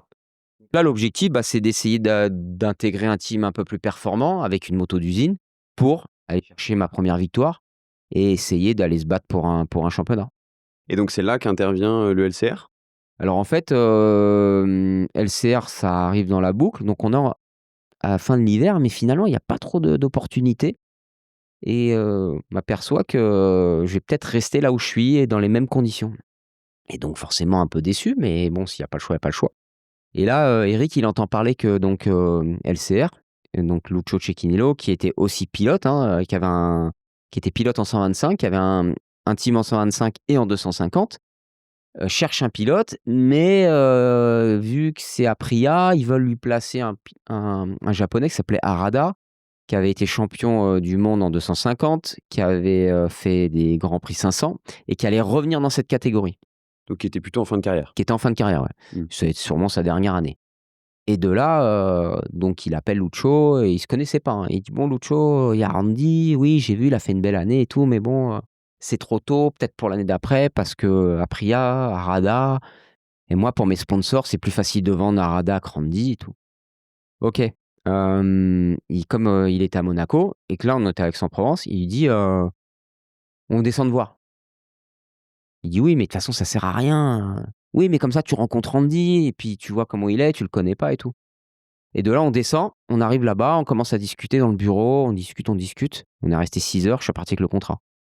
Truc improbable, improbable. Contrat de 2 ans, Comment moto tu d'usine. comment tu expliques avec le recul que Eric ait cette capacité de négociation qui soit extraordinaire, que le non devienne oui, tu vois? Ah bah, j'en sais rien, c'est ça, faut lui demander parce Ouais. qu'il est non, il est redoutable. Moi, pas un seul moment, je me suis dit: «On va là-bas, alors et je vais ressortir avec le contrat». Lui, si on est allé là-bas, c'est qu'il savait qu'il y avait une chance et le 1 il l'a transformé en 100.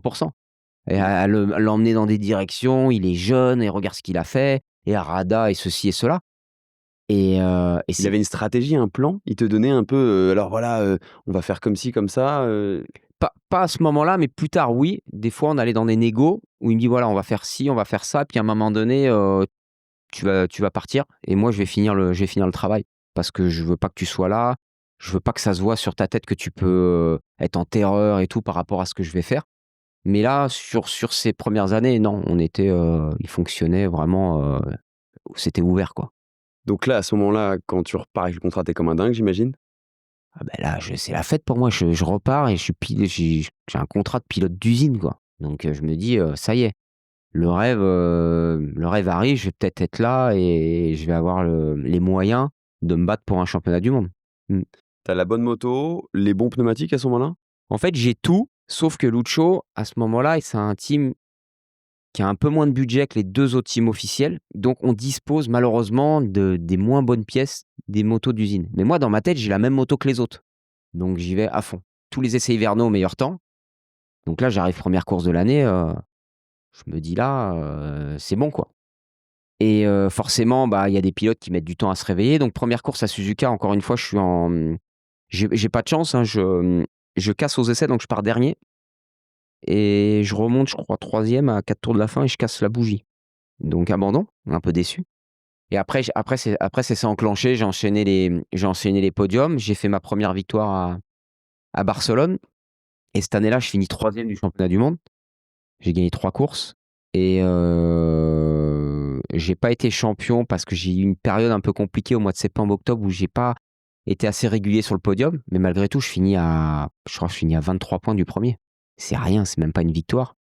Quand on voit un petit peu ce qui s'est passé dans l'année, je peux avoir des regrets sur cette année, quoi et sachant que sur le papier, j'avais pas la meilleure moto. Mais bon, je fais quand même une belle année, de loin ma meilleure saison. Donc là, pour la saison 2004, tu recommences avec ce même team. C'est de bonne augure parce que la saison 2003 s'est trop bien passée. Ouais, j'avais un contrat de 2 ans. L'objectif, c'était voilà, d'aller sur du long terme et objectif 2004, c'est clair, c'est, de jouer le titre. Là, après ma première année avec eux, Aprilia joue le jeu, on a un peu du matériel un peu plus performant. Moi, j'ai plus d'expérience et je mise aussi ma saison sur un peu plus de régularité et donc ça débute bien, mais ça aurait pu encore être mieux. Première course de la saison, en Afrique du Sud, je me bats avec, Dani Pedrosa qui arrive dans la catégorie, qui est tout petit, qui a une Honda qui marche, incroyable. On fait un duel, de folie et je le double à l'entrée de l'avant-dernier virage. Je sors du virage devant et là, je fais l'abruti. Je me retourne à gauche, il me passe à droite.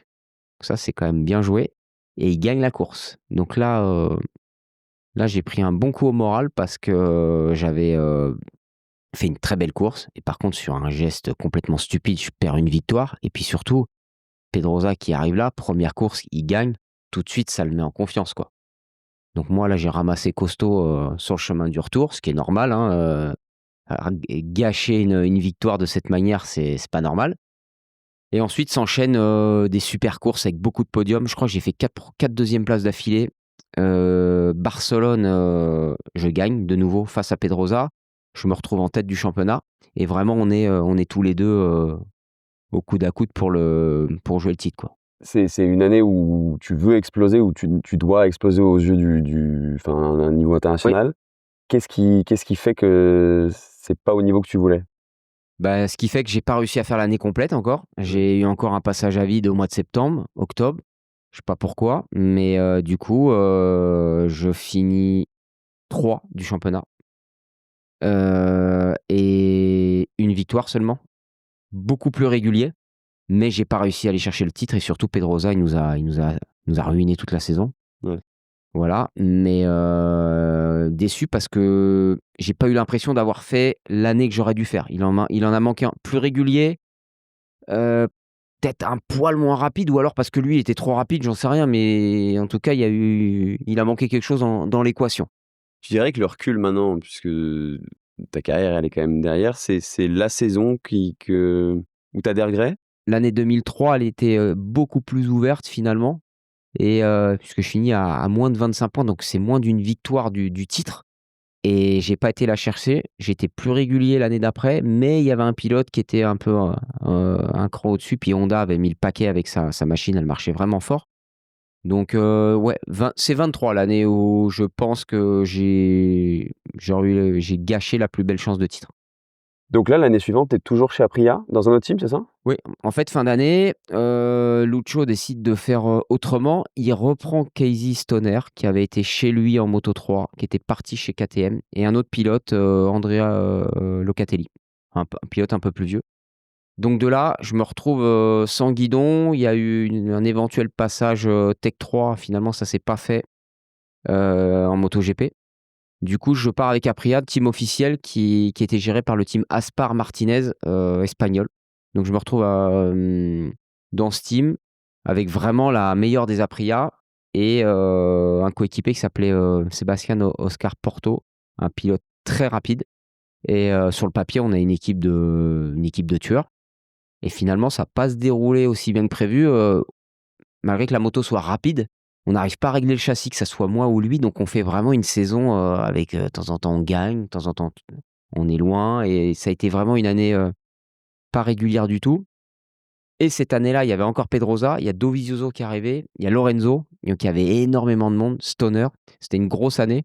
Je fais une course, 3 podiums, mais 7e du championnat, donc déçu parce qu'il y a pas eu cette régularité. Malgré la vitesse, donc c'est cette année-là où je vais finir mon aventure en 250 puisque l'année d'après, je vais passer en MotoGP, chez Kawasaki. Mais là, c'était ton objectif, le MotoGP? Tu sentais que c'était le bon timing, c'était le bon moment? Bah, en fait, le bon timing, je sais pas, mais c'était l'objectif. Je venais de faire, 7e du championnat, donc moins bien qu'en 2004. Là, je me dis: «Les opportunités, avec tous les jeunes qui arrivent, ça va commencer à être compliqué, quoi» et finalement, Eric arrive à me décrocher la place chez Kawasaki. Alors on remet dans le contexte, Kawasaki était arrivé 3 ans auparavant en MotoGP. C'était l'écurie la moins performante, mais il m'a dit: «Écoute, il y a pas le choix. Pour arriver en Grand Prix, bah, même si tu es dans le team le moins bon, si tu fais tes preuves, que tu bats ton coéquipier, tu auras des opportunités. Donc on va là-dedans» et je monte, sur la machine la première fois à Valence, au lendemain de mon dernier Grand Prix, MotoGP. Donc là, c'est une époque où c'est encore des 1000, si je dis pas de bêtises. Donc on est en 2006. Oui. Alors on est donc là, fin 2005, hein, mais donc pour la saison 2006, donc c'est des 1000 cm3 avec, bah, il y a pas d'aileron, il y a pas tous ces assistances. Il y a de l'électronique, mais pas vraiment au point. Donc des motos très compliquées à piloter et d'ailleurs l'anecdote, c'est quand j'ai fini mon premier run de 5, 6, 7 tours avec cette moto à Valence, qui est, je pense pour une moto GP de l'époque, pour débuter, pour un rookie, c'est une horreur parce que, on n'a pas le temps de se reposer et de comprendre un peu comment ça fonctionne. Quand je suis rentré dans le box, dans ma tête, je me suis dit: «Là, je me suis engagé dans une vraie galère». Je me suis dit: «Jamais j'allais arriver à piloter cette machine». Puis finalement après ça a été. Mais les premiers tours de rue, je m'en rappelle encore, ça a pas été une super expérience. Donc là, le gap entre, le 2,5 et le MotoGP, c'est vraiment un gap énorme. Tu arrives à Toi qui disais tout à l'heure que tu avais quand même un pilotage qui était plus prévu pour les grosses cylindrées, très vite, tu arrives à le concrétiser? Ouais, mais rapidement, j'arrive à m'adapter à cette moto, à faire de bons chronos parce qu'on a fait des essais on a été en Malaisie l'hiver, dans la foulée donc J'étais pas très loin de Shinya Nakano, qui était quand même un pilote qui avait, de l'expérience, qui avait fait des beaux résultats dans cette catégorie. Mais il manquait un peu de régularité. Gérer l'usure des pneumatiques, toutes ces choses-là à gérer. Sur un tour chrono, j'étais très rapide, mais sur la régularité, un peu moins. Donc pour ça que je me suis forcé à travailler avec ça. Le début de saison était correct, je finissais 12e, 13e, 11e, donc c'était pas exceptionnel, mais alors que Nakano finissait 9e, donc j'étais pas très loin de lui. Et voilà, même si moi j'étais pas content de mes performances, parce que quand on est sur une grille de départ, même si on sait qu'on a une moto moins performante, ben on n'y pense pas, on se jauge par rapport aux autres. Et donc je voyais des pilotes qui étaient là, avec qui je roulais, qui eux avaient une Honda, qui était la moto référence à l'époque, qui roulaient plus vite que moi. J'étais un peu frustré parce que je me dis: «Ouais, je suis pas assez bon». Mais en fait non, c'était qu'il fallait le temps, que la moto progresse, parce que j'avais pas le même matériel. Donc voilà, ce qui m'a valu aussi pas mal de chutes parce que je voulais un peu trop en faire. Donc année compliquée et puis surtout il y a eu, cette course du Mans, au Grand Prix de France, donc mon premier Grand Prix de France en MotoGP. Et là, je fais 4e temps des qualifs, donc là c'est la fête quoi. Je me retrouve en deuxième ligne, avec tout le public derrière. Je pars très bien et Valentino Rossi qui était qualifié loin, qui avait raté ses essais, veut faire tout son retard à l'entrée de la courbe d'aube, donc il prend l'extérieur et au moment de revenir à gauche dans la chicane, moi je suis là, il vient me percuter et là, bah, là c'est percussion. Donc je me retrouve par terre, je fais, trauma crânien, perte de connaissance, bien comme il faut, puis surtout je me blesse, je me casse, 3 vertèbres. Alors que c'était pas ce qui allait me rendre, j'allais pas être paralysé, mais ça a été quand même un gros, gros accident. Et bah, de là, j'ai dû mettre un corset. Sauf que, bah, la saison, elle continuait et moi, je me voyais pas arrêter parce que vu que mon début de saison était compliqué, on parlait déjà que j'allais me faire virer, voilà, les bruits de paddock. Et donc, bah, j'ai rien dit au team pendant 3 mois, j'ai roulé qu'un corset. Comment tu fais pour mettre un cuir de moto avec un corset? En fait, le corset, je le prenais pas en roulant, je l'avais, sur moi, en dessous le t-shirt, le sweat, donc ça se voyait pas. Et quand je roulais, je mettais une ceinture pour me tenir le dos pour rouler. Et ce que me disait: «Mais ouais, mais Randy, tu pas mobile sur la moto, tu es raide». Je dis: «Ouais, mais j'ai un peu du mal après ma chute, faut que je reprenne confiance». Donc j'ai quand même passé 3 mois comme ça où, beh, je roulais, avec, on peut dire le cul serré parce que j'avais pas le droit de retomber. Et voilà, je l'ai fait.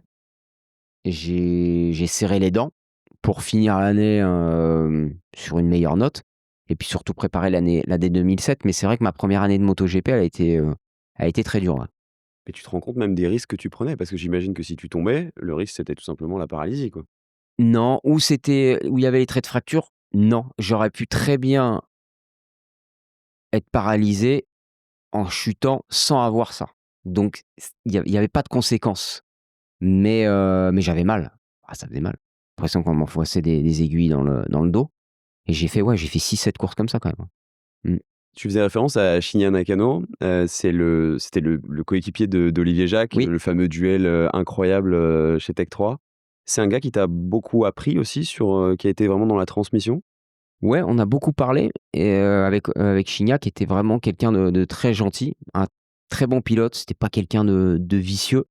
Je pense qu'il était pas assez méchant, c'est pour ça qu'il a pas fait une carrière, meilleure que la sienne. Mais ce qui est marrant, c'est que Shinya Nakano et Olivier Jacques coéquipiers. Et donc Shinya Nakano 2006, mon coéquipier, et 2007, j'ai Olivier Jacques. Donc j'ai eu les deux chez Kawasaki, quoi. Sachant que tu devais remplacer potentiellement, Olivier Jacques plus jeune. C'est ça, je devais remplacer Olivier Jacques en 96, donc quasiment, 10 ans auparavant, ouais. Oui. Donc là, tu as fait cette première année en MotoGP. Oui, Ça correspond plus ou moins au changement, si je dis pas de bêtises, entre les 1000 vers les 800, mmh, donc nouvelle moto. exactement. Construction de la nouvelle moto, nouvelle, cylindrée. Et après les tests de Valence, on va tester en Malaisie cette moto avec Olivier Jacques. Et j'avais roulé un mois auparavant sur ce tracé avec la 1000, donc je savais les chronos, la puissance de la moto et tout. Je monte sur la moto, waouh, je fais 5 tours, je rentre au stand. Je dis: «Les gars, elle est en panne la moto, il y a un problème». «Gars, mais c'est une 800». Ah mais j'ai dit: «C'est limite, mais là, je mets à fond partout». La moto n'avançait pas, catastrophique. Je dis là, et on n'avait pas de référence parce qu'il y avait pas d'autres marques, donc on savait pas si on était à l'ouest ou pas. Mais moi, je voyais bien que ça n'avançait pas, quoi. En plus, on n'arrêtait pas de casser. Bon, On passe l'hiver, je passe un sale hiver parce que là, je me suis dit: «Là, je suis reparti dans une deuxième année de galère. La moto, c'est catastrophe. Elle casse, elle avance pas». Donc voilà. On arrive en Malaisie au test. Premier tour de roue, la moto métamorphosée. Un avion de chasse, agile, à l'aise, tout de suite, je suis aux avant-postes. Par contre, on prend moteur dans la tronche, si bien que le 2e jour, je crois on a pété 8 moteurs. Les Japonais, ils sont en train de refaire les moteurs dans la nuit pour qu'on puisse rouler le 3e jour. C'était un carnage. Mais bon, performant, mais par contre, fiabilité 0. Et on a passé tout l'hiver comme ça, à casser, casser, casser. Donc là, il y a quand même de la grosse inquiétude parce que, parce qu'on savait pas si on allait terminer les courses. Puis moi, c'était ma 2e année et j'avais passé un gros cap en pilotage. Je Tous les tests, j'étais dans le top 5. Voilà, je me suis dit: «Là, s'il y a quand même une carte à jouer, maintenant si la moto elle casse tous les week-ends, on est mal barré, quoi».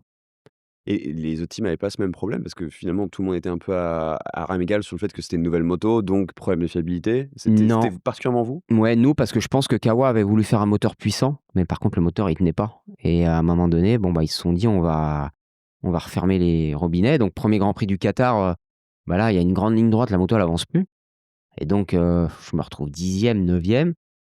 En plus, je tombe, je me casse la main, aux essais, donc ça commence bien et toute la première partie de saison, on avait beaucoup de casses. Moi, j'ai eu des chutes et je m'énervais parce que 2 mois auparavant, j'étais dans le top 5 et là, j'y arrivais plus et donc vraiment un engrenage un peu pourri et on arrive à Barcelone et bah, là, c'est un tournant, pour moi, mais aussi pour Kawa parce qu'Olivier Jacques, il s'était blessé, un peu plus tôt en Chine. Il était tombé, il s'était ouvert tout l'avant-bras, donc il avait disparu pendant 5-6 courses. Il est revenu à Barcelone et là, à Barcelone, il a fait un high side, il est tombé sur la tête, perdu connaissance et de là, il est plus jamais revenu. Il a décidé d'arrêter. Donc il est resté en tant que pilote d'essai, mais plus en tant que pilote titulaire et moi, ce résultat de cette course, c'est là où je fais mon meilleur résultat, malgré que la course d'avant au Mugello, je sois tombé et je m'étais ouvert une veine dans le genou. Donc j'avais un genou, monstrueux. Il fallait me ponctionner tous les matins. Je pouvais pas plier la jambe et je fais 2e au qualif derrière aussi à quelques millièmes et je fais 5e de la course. Voilà, j'ai fait une vraie course et de là, c'est parti avec, de super résultats jusqu'à la fin de saison. Donc là, ça te rassure un peu sur ton avenir en MotoGP. Tu as moins l'impression, j'imagine, d'être sur la sellette et Mmh. que ça s'arrête? Bah, mon avenir, je sais pas, mais en tout cas, mon potentiel Mmh. de faire partie un jour des mecs qui peuvent, prétendre aux avant-postes et ça a été le cas. Après, il y a eu ce podium au Japon où je finis 2e avec une super fin de saison, mais j'étais tout le temps souvent en première ligne, je faisais beaucoup de top 5, top 6. Donc mon année Kawa là, à partir de Barcelone jusqu'à la fin reste, un de mes meilleurs souvenirs en Grand Prix, ouais. Tu dirais que c'est les motos qui t'ont le plus marqué? Ouais, la Kawasaki, c'est une moto qui m'a marqué parce que c'était un petit constructeur, mais qui bossait énormément et ils avaient sorti cette année-là une moto, vraiment compétitive. C'est dommage qu'elle a pas été compétitive dès la première course parce que je pense qu'on faisait un top 5 au championnat. Mais après c'est comme ça reste une belle aventure et c'est là où j'ai commencé en 2006 et 2007 à travailler avec, mon chef mécanicien avec qui j'ai passé 5 saisons, aussi après, chez Lucho, Christophe, Bourguignon, qui a été le chef mécano de Johan Zarco et qui est maintenant directeur technique, il est toujours là-bas, qui m'a appris aussi, appris énormément, ouais.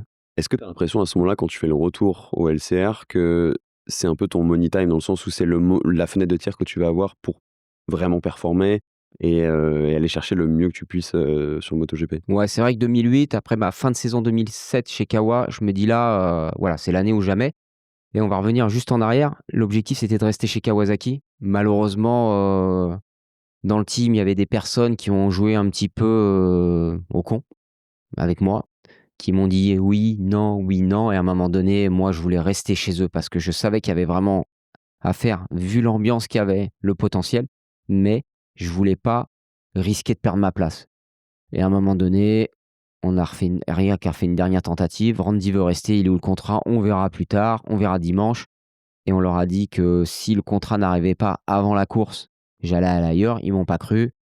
On a signé, LCR au mois d'août, donc un peu après la mi-saison, en emmenant avec moi mon chef mécanicien et sachant que le package aussi Honda, il faisait rêver puisqu'à l'époque, le package Honda Michelin, c'était ce que tout le monde voulait. Donc je me suis dit: «OK, je pars de chez Kawa d'une usine, mais je vais récupérer une moto privée qui est capable de faire des podiums». dans une équipe que je connais, donc l'aventure va être belle. Et Mais tu y voilà. allais un peu à crève-cœur au début, quoi?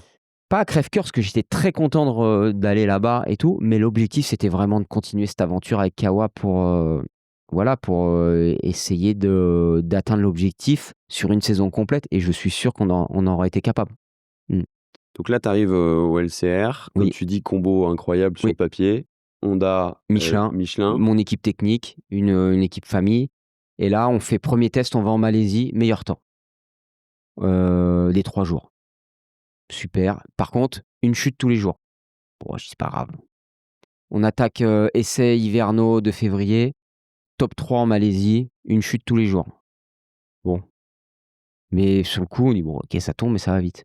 On va en Australie, pareil, dans le top 3, et là, j'arrive au Qatar, hem, un peu moins performant. Honda, ça allait pas trop rire de voir l'équipe privée rouler plus vite que les teams officiels. Il y avait Pedrosa et Nicky Hayden à l'époque, et en plus, nous, on avait fait le choix de rouler avec des suspensions Öhlins, alors qu'Honda, c'est lié à Showa.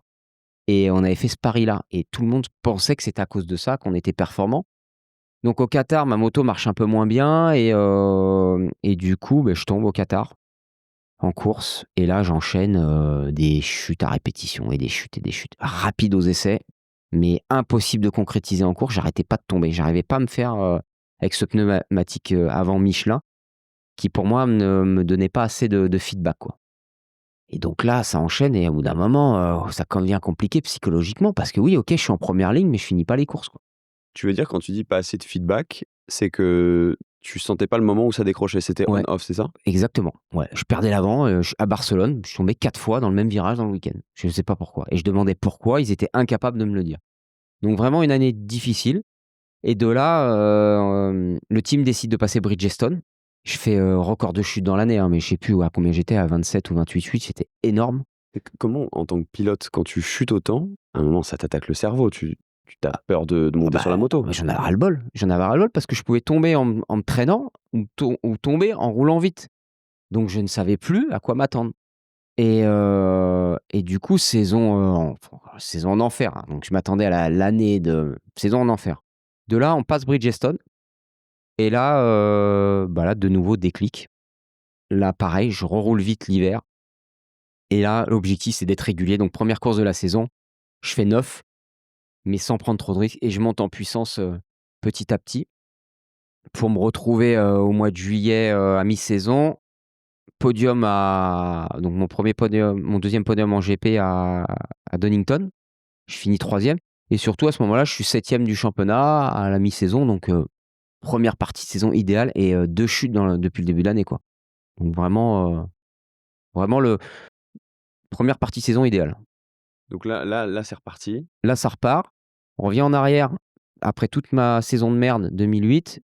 Eric me dit: «Faut que tu ailles bosser avec quelqu'un d'autre et tout», et de là, je prends contact avec Yves Demaria, ancien crossman, avec qui Plusieurs fois champion du monde, c'est ça? plusieurs fois champion du monde, qui venait d'arrêter sa carrière, avec qui je m'entendais très bien parce qu'on se côtoyait, de temps en temps l'hiver, et je lui demande s'il veut pas me filer un coup de main, et de là, on part ensemble. Donc je passe l'hiver chez lui à m'entraîner d'une manière différente.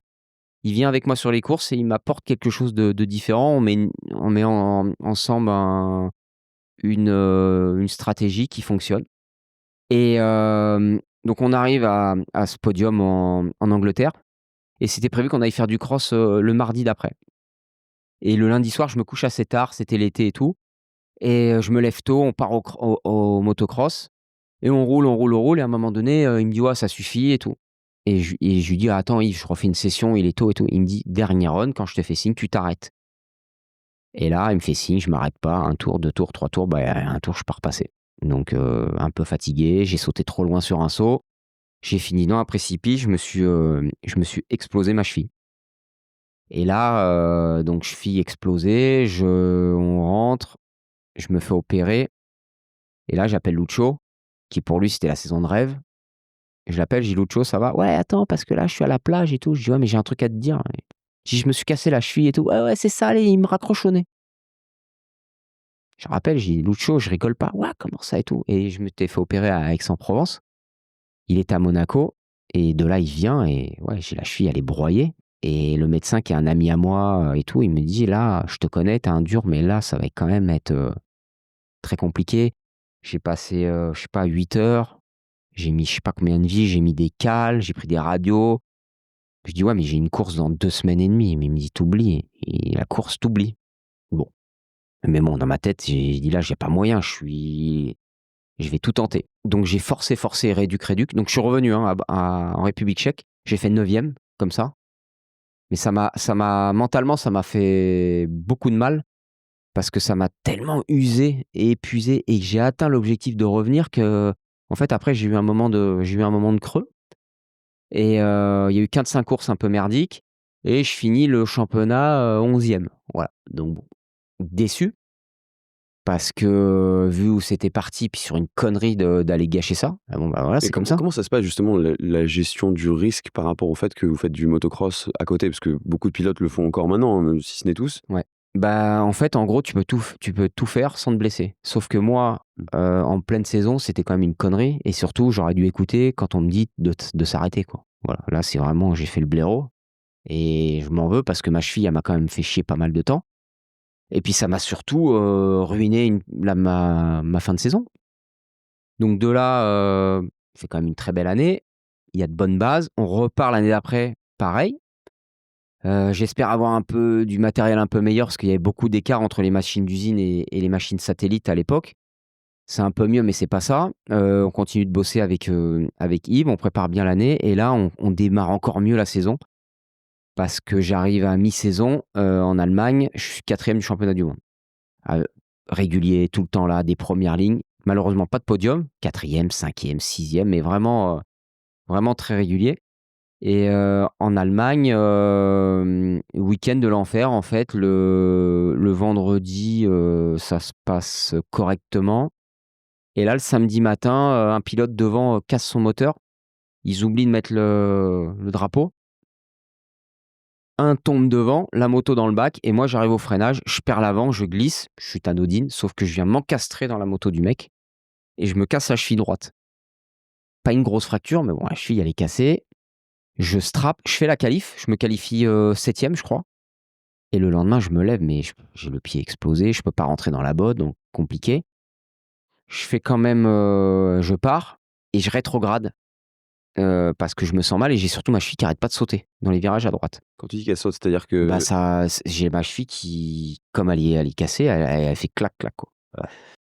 Et donc, à un moment donné, je comprends, j'anticipe les endroits où ça le fait et là, je commence à remonter et moi, dans ma tête, les courses d'avant, je me bats pour un top 5. Là, c'est hors de question d'être 9e, 10e.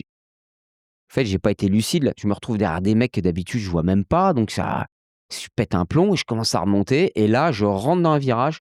Ma cheville, elle a sauté, donc j'ai glissé de la moto et en glissant, j'ai accéléré, j'ai fait un high side.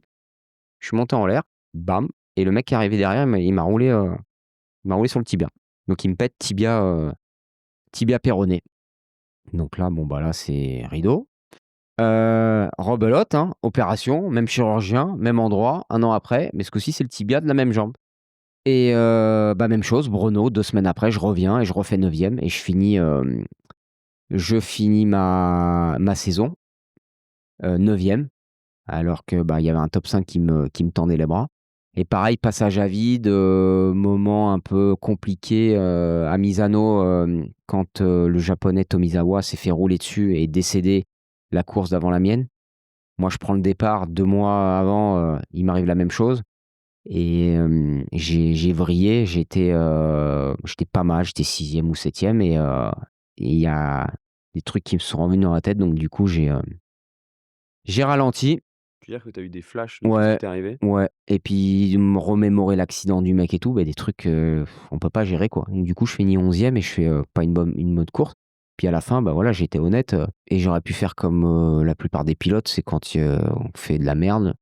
C'est la moto qui va pas, c'est le pneu et moi j'étais honnête, j'ai dit: «Écoute Lucho, je vais être honnête avec toi, je me sentais pas bien psychologiquement avec ce qui arrivait là, ce qui m'est arrivé, voilà, j'ai lâché prise». Donc voilà, je pense que ça a pas été perçu comme un signe de courage et de force, mais moi j'ai toujours été honnête et j'allais pas aller raconter des salades pour me protéger, quoi. Mais c'est sûr qu'il y a eu la déception de cette blessure et de pas avoir atteint l'objectif Et donc de là, Lucho décide de faire autrement. Il y a pression de Honda pour prendre le champion du monde Moto 2 qui était Tony Elias à l'époque. Et là, je me retrouve sans guidon. Et il y a une possibilité d'aller chez Ducati Pramac. Mais Ducati Pramac, c'était pas aujourd'hui le team performant comme ça l'était. Les Ducati n'étaient pas performantes.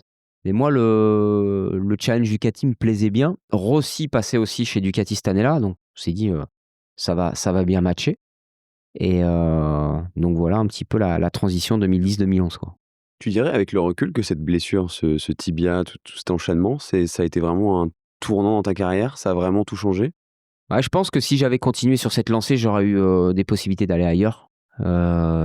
Pourquoi pas un team d'usine? Voilà, on le saura jamais. Mmh. En tout cas, c'est comme ça. Mais ma première partie de saison, c'est vrai qu'elle a été excellente. Et quand on voit les différences de matériel à l'époque, oui, ma moto, elle faisait 20 chevaux ou 15 chevaux de moins qu'une moto officielle. Et donc, ce que je faisais, c'était top. Alors ouais, sur un tour, j'étais tout le temps en première ligne parce que je me mettais comme ça. Et les gens ils disent: «Ouais, mais t'es deuxième en qualif, mais tu fais cinquième en course». Et je dis: «Parce que ce que je fais sur un tour, je suis incapable de le faire 2 fois». Tout est bien tout est bien analysé, préparé et puis j'étais très fort sur cet exercice, quoi, et ça m'amusait. Mais après, il fallait que je mette le curseur un peu plus bas pour finir les courses, quoi, et c'est ce que j'avais réussi à faire. Mmh. Quand tu passes chez Ducati, c'est l'époque, comme tu le disais, que Ducati était beaucoup moins perfo. Oui. Je crois que même Rossi galérait avec la moto, si je te dis pas de bêtises. Toi, tu arrives à t'adapter à cette moto un peu dure? Bah, en fait, 1er test, Valence, je monte sur la moto et je roule plus vite qu'avec la Honda et je fais premier pilote Ducati. Moi, j'ai dit: «Putain, c'est la moto qu'il me faut», et la trêve hivernale, on arrive au test de Malaisie, j'étais coéquipier de Loris Capirossi. Sur la moto, inconduisible. 2 secondes et demie au tour, 18e temps et tout, je dis: «C'est pas possible», et on commence à régler. Moto en l'air, moto en bas, par tout, rien qui, la moto n'était pas réactive, et en fait, toute l'année, ça a été ça. Quand on arrivait le week-end sur une course où la moto, elle fonctionnait, c'était bien. Si elle ne fonctionnait pas, on savait qu'on était mort jusqu'à la fin du week-end. Donc année, vraiment, vraiment galère, ouais. Les seules fois où la moto était performante, j'ai fait des résultats, je me suis fait plaisir, mais les fois où elle n'était pas performante, c'était un casse-tête, quoi. Vraiment un truc, c'était incompréhensible. Donc là, à la fin de cette saison avec Ducati, qui est plus ou moins décevante, Oui, tu te retrouves, avec quoi? rien. Là, OK. rien. Donc là, compliqué. Il y a les tests du mardi, je suis là, il se passe rien. C'est, une transition puisque ça repart de nouveau en 1000 pour la saison 2012, et Suzuki, qui ne sait pas s'il va continuer l'année prochaine, n'a pas préparé de prototype 1000 cm3. Donc son pilote part et ils ont plus de pilote, et donc là, Eric va voir Suzuki, il dit: «Bah, Randy, il est dispo si vous voulez, vous avez pas de pilote, vous savez pas ce que vous faites l'année prochaine, faites un test avec lui, quoi». «Ouais, on sait pas, on va voir et tout», puis il est allé au forcing 3-4 fois, puis à un moment donné, il dit: «Bon allez, vas-y, qu'il mette son cuir». Donc je suis parti faire les essais avec cette moto, qui était une 800 donc, et les autres, pilotes roulaient sur déjà les 1000 pour la saison d'après, et là, je fais le 2e temps des essais avec la moto, et la moto incroyable. De là, je tape dans l'œil de Suzuki parce qu'ils ont été étonnés. En 25 tours, j'ai roulé plus vite que le pilote, sur les 2 dernières années, qui était Bautista. Donc super feeling, et me disent: «Bon, on te tient au courant, éventuellement, peut-être qu'on fera l'année avec la on attend une dérogation, mais peut-être on fera l'année avec la 800, avec les 1000. Est-ce que ça peut l'intéresser?» Je dis: «Bah, moi, de toute façon, Eric, j'ai la moto, elle marche grave. Ouais, on va perdre un peu en puissance, mais bon, vaut mieux ça que rester à la maison, quoi». Ça a été fait ça, cette année-là, de qu'il y ait des 800 et des 1000 Non, sur le même plateau? Non? non, non, finalement, ils ont décidé de tout arrêter, donc moi, j'ai été déçu parce que je me suis dit: Ça peut être une belle opportunité», donc c'était mort, et là, c'est la transition, là, donc avec cette catégorie, il y a eu, les 1000, il y a eu la catégorie CRT, donc c'est des machines de superbike qui ont été adaptées avec des suspensions, des freins en carbone, plus de puissance, les slicks, les pneus MotoGP pour, avoir un plateau, avec plus de monde en MotoGP parce qu'il y avait un creux à ce moment-là de cette période, Donc ils ont intégré ça et Tu veux dire que vous rouliez en même temps que les MotoGP? oui, exactement. Ouais, Ouais. ça Mmh, paraît fou parce mmh, que maintenant, oui, les machines sont très proches oui. Ah bah et là, il y avait des gros écarts. Mais je me suis dit cette moto de superbike, c'était Biaggi qui était dessus à l'époque, fait des super chronos. Je dis: «Si on met un peu de chevaux, on met des freins en carbone et tout, ça peut si ça va plus vite, ça peut faire quelque chose de pas déconnant». Et de là, donc il y a ça et j'ai eu aussi, l'opportunité de faire pilote d'essai Honda HRC et remplaçant pour 2012 et avec le recul, bah, j'aurais dû accepter parce que c'était Casey Stoner qui roulait, chez eux. Il s'est blessé, il a remonté beaucoup de courses et surtout j'aurais mis un pied chez eux, mais j'avais pas dans ma tête, hem, fait le deuil d'être pilote. C'était trop tôt et avec le recul, j'aurais dû faire ça. Ça m'aurait permis de m'ouvrir d'autres portes et surtout, rouler dans le plus gros team du monde en tant que pilote d'essai, continuer d'apprendre et puis, malheureusement suite à la blessure de Stoner, participer à pas mal de grands prix et donc j'ai décidé de tenter cette aventure avec cet Aprilia-là dans le team Aspar Martinez, lequel j'avais roulé en 2005 en 250. Voilà, donc encore une fois, retour dans un team, connu, quoi. mmh et le CRT, ça s'était passé comment pour toi? Alors le CRT, ça s'est passé, mal parce que la première année, c'était moi le pilote le plus rapide. J'avais Aleix Espargaro à mes côtés qui débutait et j'ai eu beaucoup de casse moteur, problèmes techniques, ce qui fait que j'ai perdu pas mal de points au championnat et j'ai fini sur la fin de saison, avec, de très bons résultats. 2e derrière Aleix Espargaro qui avait pris tellement d'avance, mais déçu parce que je me faisais pas plaisir. Je surpilotais donc de temps en temps, battais des vrais MotoGP mais c'était pas suffisant et je suis reparti l'année d'après une saison supplémentaire avec eux parce que j'avais 2 ans de contrat et donc Suzuki qui, comptait revenir en MotoGP en 2014, préparait une année de test complète et donc vu que ça s'était bien passé avec eux, ils m'appellent. J'ai dit: «Oui mais écoutez, j'ai un contrat CRT, je vais voir vu que je roule pas pour une usine, si, on peut pas faire les 2». Finalement, ils ont accepté, sauf qu'ils ont accepté mais après, sachant que je roulais sur une autre marque, j'avais plus les pièces. Donc la 2e année de CRT, c'était catastrophique et moi j'ai lâché l'affaire, j'en avais marre, ça me gonflait. Donc si je est-ce que Espargaro était encore, là? Était là, J'imagine il a été favorisé puisque toi, tu étais un peu relégué second voilà, plan, c'est ça? il était favorisé, puis en plus il roulait très bien, donc c'est l'écart il s'est énormément, creusé et moi j'en avais ras-le-bol et surtout quand je montais sur la Suzuki, j'étais performant, rapide et je me retrouvais, quoi et c'était un mal pour un bien. D'un côté, je savais qu'en roulant sur des vrais MotoGP, j'avais toujours le truc et j'étais là et de l'autre côté, bah, ça me desservait pour ma saison en cours. Et on faisait des tests en commun avec les MotoGP, donc je roulais le dimanche, le week-end sur ma moto, avec laquelle je me faisais chier, tout simplement et le lundi, bah, je montais sur une vraie moto et à chaque fois, bah, j'étais dans le top 5, hein, des chronos donc voilà. Donc on a fait cette année-là. Finalement, ils décalent leur retour à 2015, donc 2014 pas de retour. Moi je dis: «Bon, bah, OK, bah, encore raté». De là, moi, j'arrête le CRT et je décide de faire pilote d'essai à temps complet. Donc, ils me proposent un énorme programme parce qu'on est allé en Argentine, aux États-Unis. On a fait beaucoup de tests sur différents circuits, plus le dernier Grand Prix de Valence et en espérant, intégrer, en 2015, le team. Donc on fait vraiment, une belle année de tests et fin d'année, je fais le Grand Prix. Et là, on a des soucis, on a des casses moteurs. Il y a un composant dans le moteur qui fait qu'on n'arrête pas de casser des moteurs. Donc bon, le Grand Prix de Valence se termine, quand même, pas bien. Et finalement, ils décident de prendre, Viñales et Aleix Espargaro, pour être pilote titulaire en 2015. Voilà, ils veulent miser sur la jeunesse, ce que je peux comprendre. Mais ils veulent me garder en pilote test, pilote, remplaçant. Et moi, je dis: «OK, mais j'ai envie de courir». J'avais prévu de faire 1 an sans courir pour revenir après. Et là, je leur dis: «Beh, le Superbike, vous avez un team?» Il me dit: «Oui, c'est un team qui est géré par les Anglais, c'est le team officiel». J'avais une belle expérience en 2014 au 8 heures de Suzuka avec eux, avec Suzuki en finissant 2e. Je me dis: «Bah, ouais, je vais aller là-bas et puis je vais aller me faire plaisir, quoi».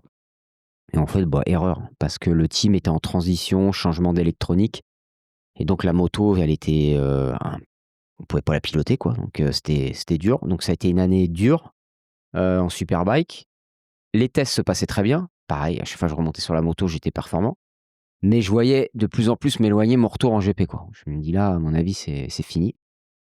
Et donc du coup, fin 2015, ils arrêtent le programme, de test parce que faut mettre tout le budget dans le développement. Donc en gros, j'ai plus de guidon chez Suze.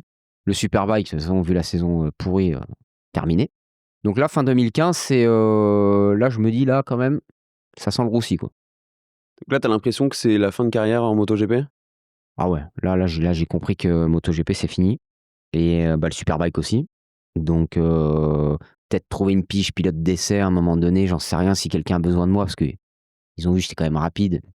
J'ai quand même développé la Suzuki, mais il se passe pas grand-chose, quoi, pendant tout l'hiver. Tu me dis si je me trompe, mais souvent les pilotes, il y a une période de deuil quand ils arrêtent le très, très haut niveau et là, pour le coup, le très, très haut niveau pour toi, c'est MotoGP. Est-ce que tu as ressenti cette période-là? Alors pas à ce moment-là, parce que même si je me suis aperçu que j'allais pas, faire long feu là-dedans, il y a toujours de l'espoir, parce que j'avais encore du niveau. Donc à ce moment-là, non, je suis un peu, je sais pas trop où j'en suis, en fait. Je sais j'ai plus ma place, mais qu'à tout moment, s'il y a un remplacement à faire, vu que je suis encore compétitif, ça peut le faire. On rêve un peu de choses qui peut-être n'arriveront jamais. Mais là, le deuil, non, le deuil, il a pas été fait encore en 2015. Sachant que tu y faisais référence, mais l'endurance, tu y as déjà goûté à Suzuka, Oui, un peu par hasard. ouais. J'imagine avec tous les a priori possibles du pilote de vitesse qui arrive en endurance et qui se dit: «C'est pas pour moi». Mmh. Bah, en fait, 8 heures Suzuka, c'était à part. Je voulais vraiment les faire parce que je sais que c'est une course où il y a des vraies motos d'usine, ça va très vite. Mais l'endurance, bah, j'ai nagé dedans avec mon père parce qu'il en a fait beaucoup. Je me suis dit, je savais que j'allais le faire un jour, mais vraiment pas tout de suite parce que c'est des courses mythiques, le Bol d'Or, Le Mans, voilà, c'est des trucs à faire en étant français, puis d'essayer de les gagner ou de les gagner, c'est top. Mais voilà, 2015, c'était pas du tout dans ma tête d'aller rouler en endurance. Et donc l'hiver se passe et en fin d'année, j'ai un coup de fil, d'Eurosport, personne qui gérait, les retransmissions du MotoGP. Il me dit: «Randy, tu roules pas l'année prochaine, ça te dirait de travailler pour nous, de venir en plateau à Paris, faire les débriefs et tout, vu que tu passes bien à la télé?» Je dis: «Bah ouais, pourquoi pas, j'ai rien à faire, ça peut être cool». Donc de là, je m'engage avec eux et j'ai un coup de fil de KTM qui me dit, «Tiens Randy, tu es dispo, on a besoin d'un deuxième pilote, test pour développer la KTM pour la saison 2017». Bah, je dis: «Bah, ouais». Donc de là, j'ai fait les tests KTM avec Mika Kallur. Ce qui est drôle, c'était lui qui m'avait cassé la jambe, 6 ans auparavant et donc on se retrouve à faire les essais. Voilà, c'est parti d'un truc, ça faisait peur la moto au début et puis, ça a évolué au fur et à mesure. Je passe une très bonne année et puis en fin d'année, bon, ils me disent qu'ils ont plus besoin de moi parce qu'ils vont garder qu'un pilote test, ils vont faire leur team de trucs donc bon, bah, là, ça c'est terminé aussi. Et au mois d'août, je sais plus où je suis, en vacances et j'ai, un de mes meilleurs amis qui s'appelle Fabien Foret, qui a été champion du monde en 600 super sport, qui était coach de Johnny Ray en superbike, qui roulait en endurance chez Kawa, m'appelle, il me dit: «Tiens, tu veux pas venir faire le bol d'or au mois de septembre?» Je dis: «Fabien, le bol d'or», il me dit: «C'est bon, quoi, j'ai pas envie». Non, mais je sais, mais ça peut être sympa ensemble. Moi, je vais pas encore rouler longtemps. Ce serait bien qu'on fasse une course ensemble. La Kawa, c'est une moto qui est là pour gagner. Il nous manque un pilote. Donc ça, c'était fin août. Et la course, c'était 15 jours après.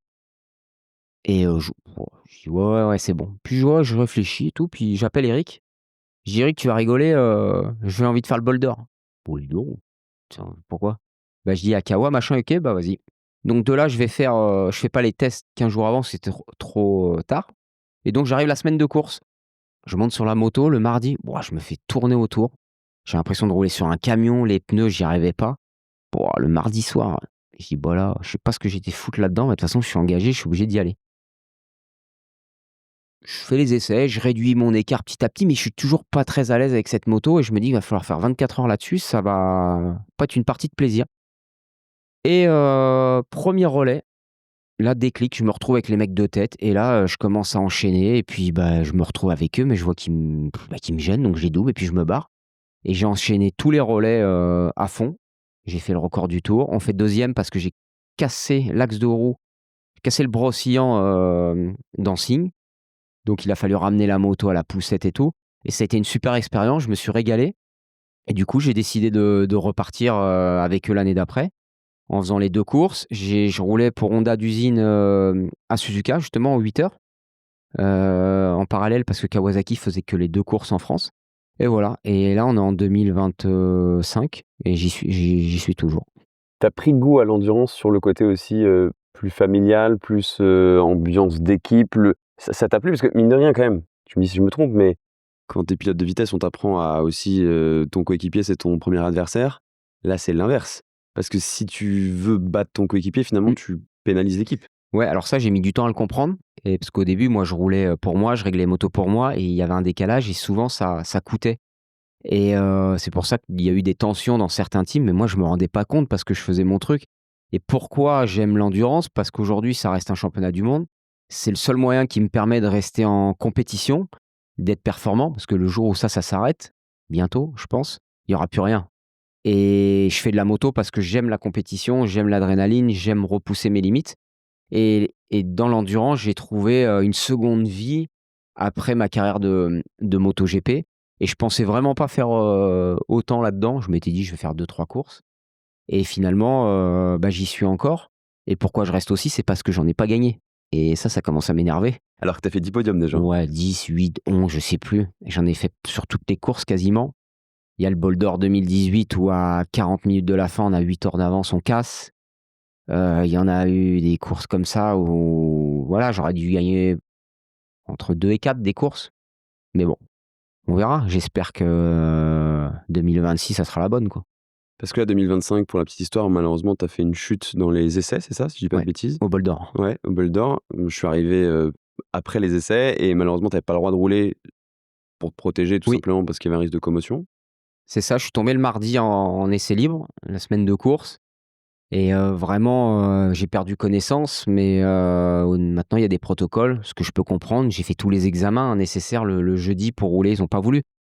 J'ai pas cherché plus loin, j'ai 44 ans, je jouais pas le titre de champion du monde. On n'allait pas jouer la victoire. C'était, je pense pas,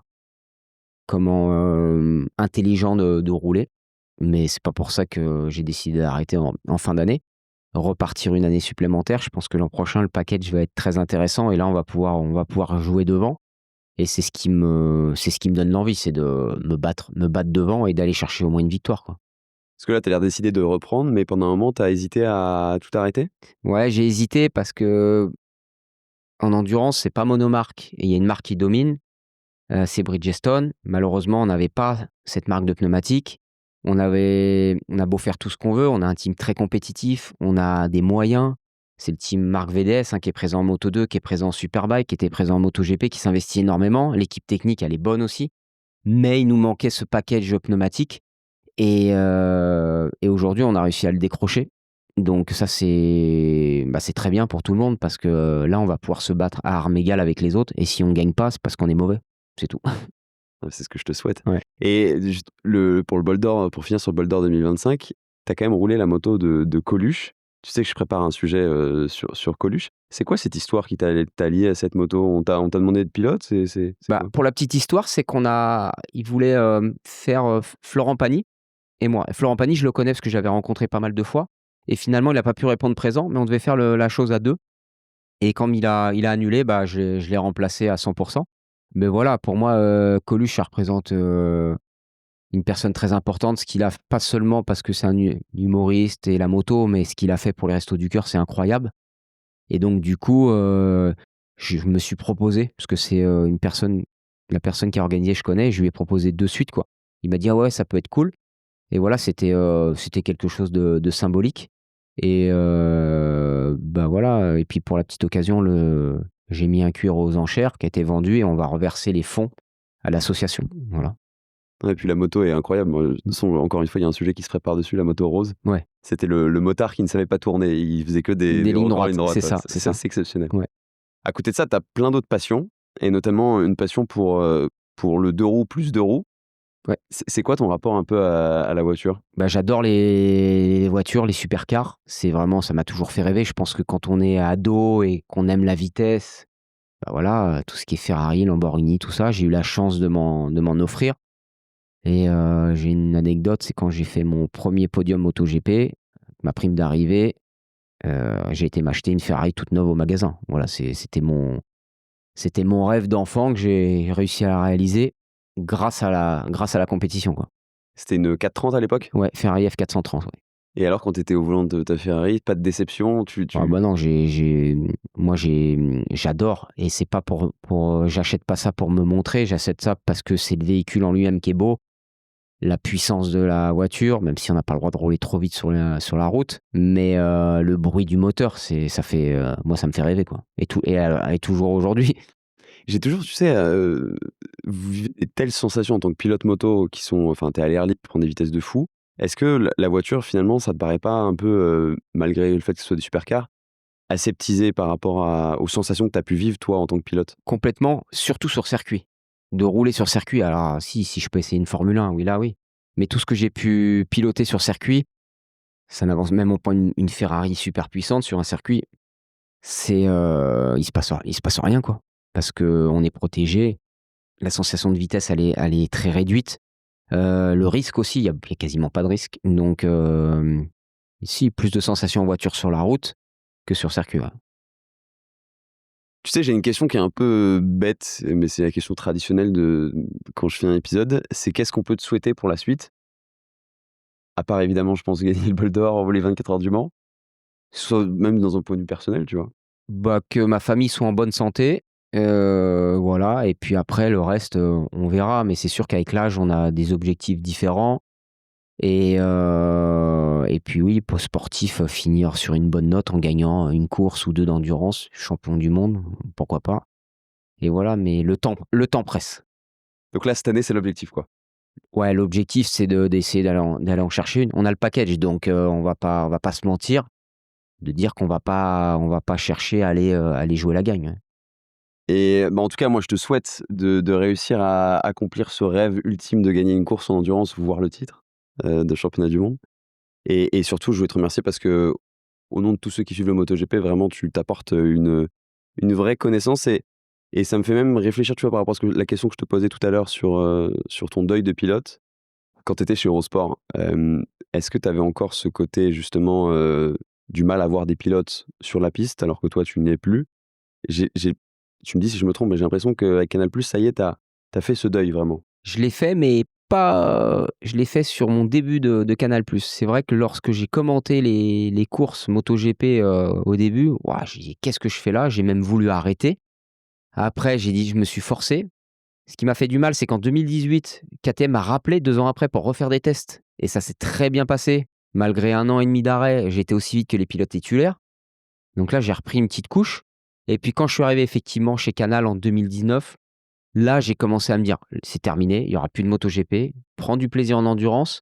J'ai pris du plaisir à commenter les courses, à voir ce qui se passait, ce qui était pas le cas avant, parce que j'étais un petit peu frustré, et voilà, et depuis 2019, j'ai fait complètement le deuil du MotoGP, et tant mieux, je dirais. Maintenant, il va falloir faire le deuil de l'endurance à un moment donné, mais je pense que si je suis autant à l'aise pour commenter, c'est que je prends aussi du plaisir, et que l'équipe autour, elle est top, et pour moi, c'est une super transition, ouais. Je pense que c'est le meilleur message pour terminer cet épisode, c'est à quel point tu es bon dans ce que tu fais quand tu prends du plaisir. C'est la base finalement de tout. Bah, c'est la clé, hein, dans Ouais. n'importe quel domaine, le plaisir apporte tout, hein. Et je trouve que c'est une bonne leçon aussi, le fait que tu arrives à chaque fois reprogrammer ton cerveau en mode: «Ça y est, c'est fini, on passe à autre chose, on retrouve du plaisir dans autre chose». Ah, mais c'est Et pas facile, hein, ouais, ouais. et je pense qu'il y en a qui sont pas capables de le faire. Il y en a qui ont pas eu la chance de rebondir comme moi sur des choses où j'ai pris du plaisir, et après c'est sûr qu'à côté, bah, voilà, c'est une super vie, j'ai une vie de famille, je fais, du sport, donc j'ai pas du tout à me plaindre, quoi. Vous verrez, cet épisode, la fin est peut-être un peu décousue et c'est juste parce qu'on a eu des problèmes techniques. Je suis assez transparent là-dessus. C'est la première fois que ça nous arrive. On a eu des bugs de micro qui ont rendu l'épisode compliqué et je m'en excuse Randy de Ça ça. ça arrive, hein, les problèmes techniques. Mais ça arrive à tous les niveaux. Le son, c'est vraiment quelque chose de spécial. En tout cas, un grand, grand merci de nous avoir accueillis et d'avoir raconté toutes ces histoires. Je pense qu'on aurait pu faire un épisode de 6 heures. On va continuer, ouais. Ouais, large, large. Mais on va garder un format qui soit écoutable par le plus grand nombre. En tout cas, un grand, grand merci. Merci.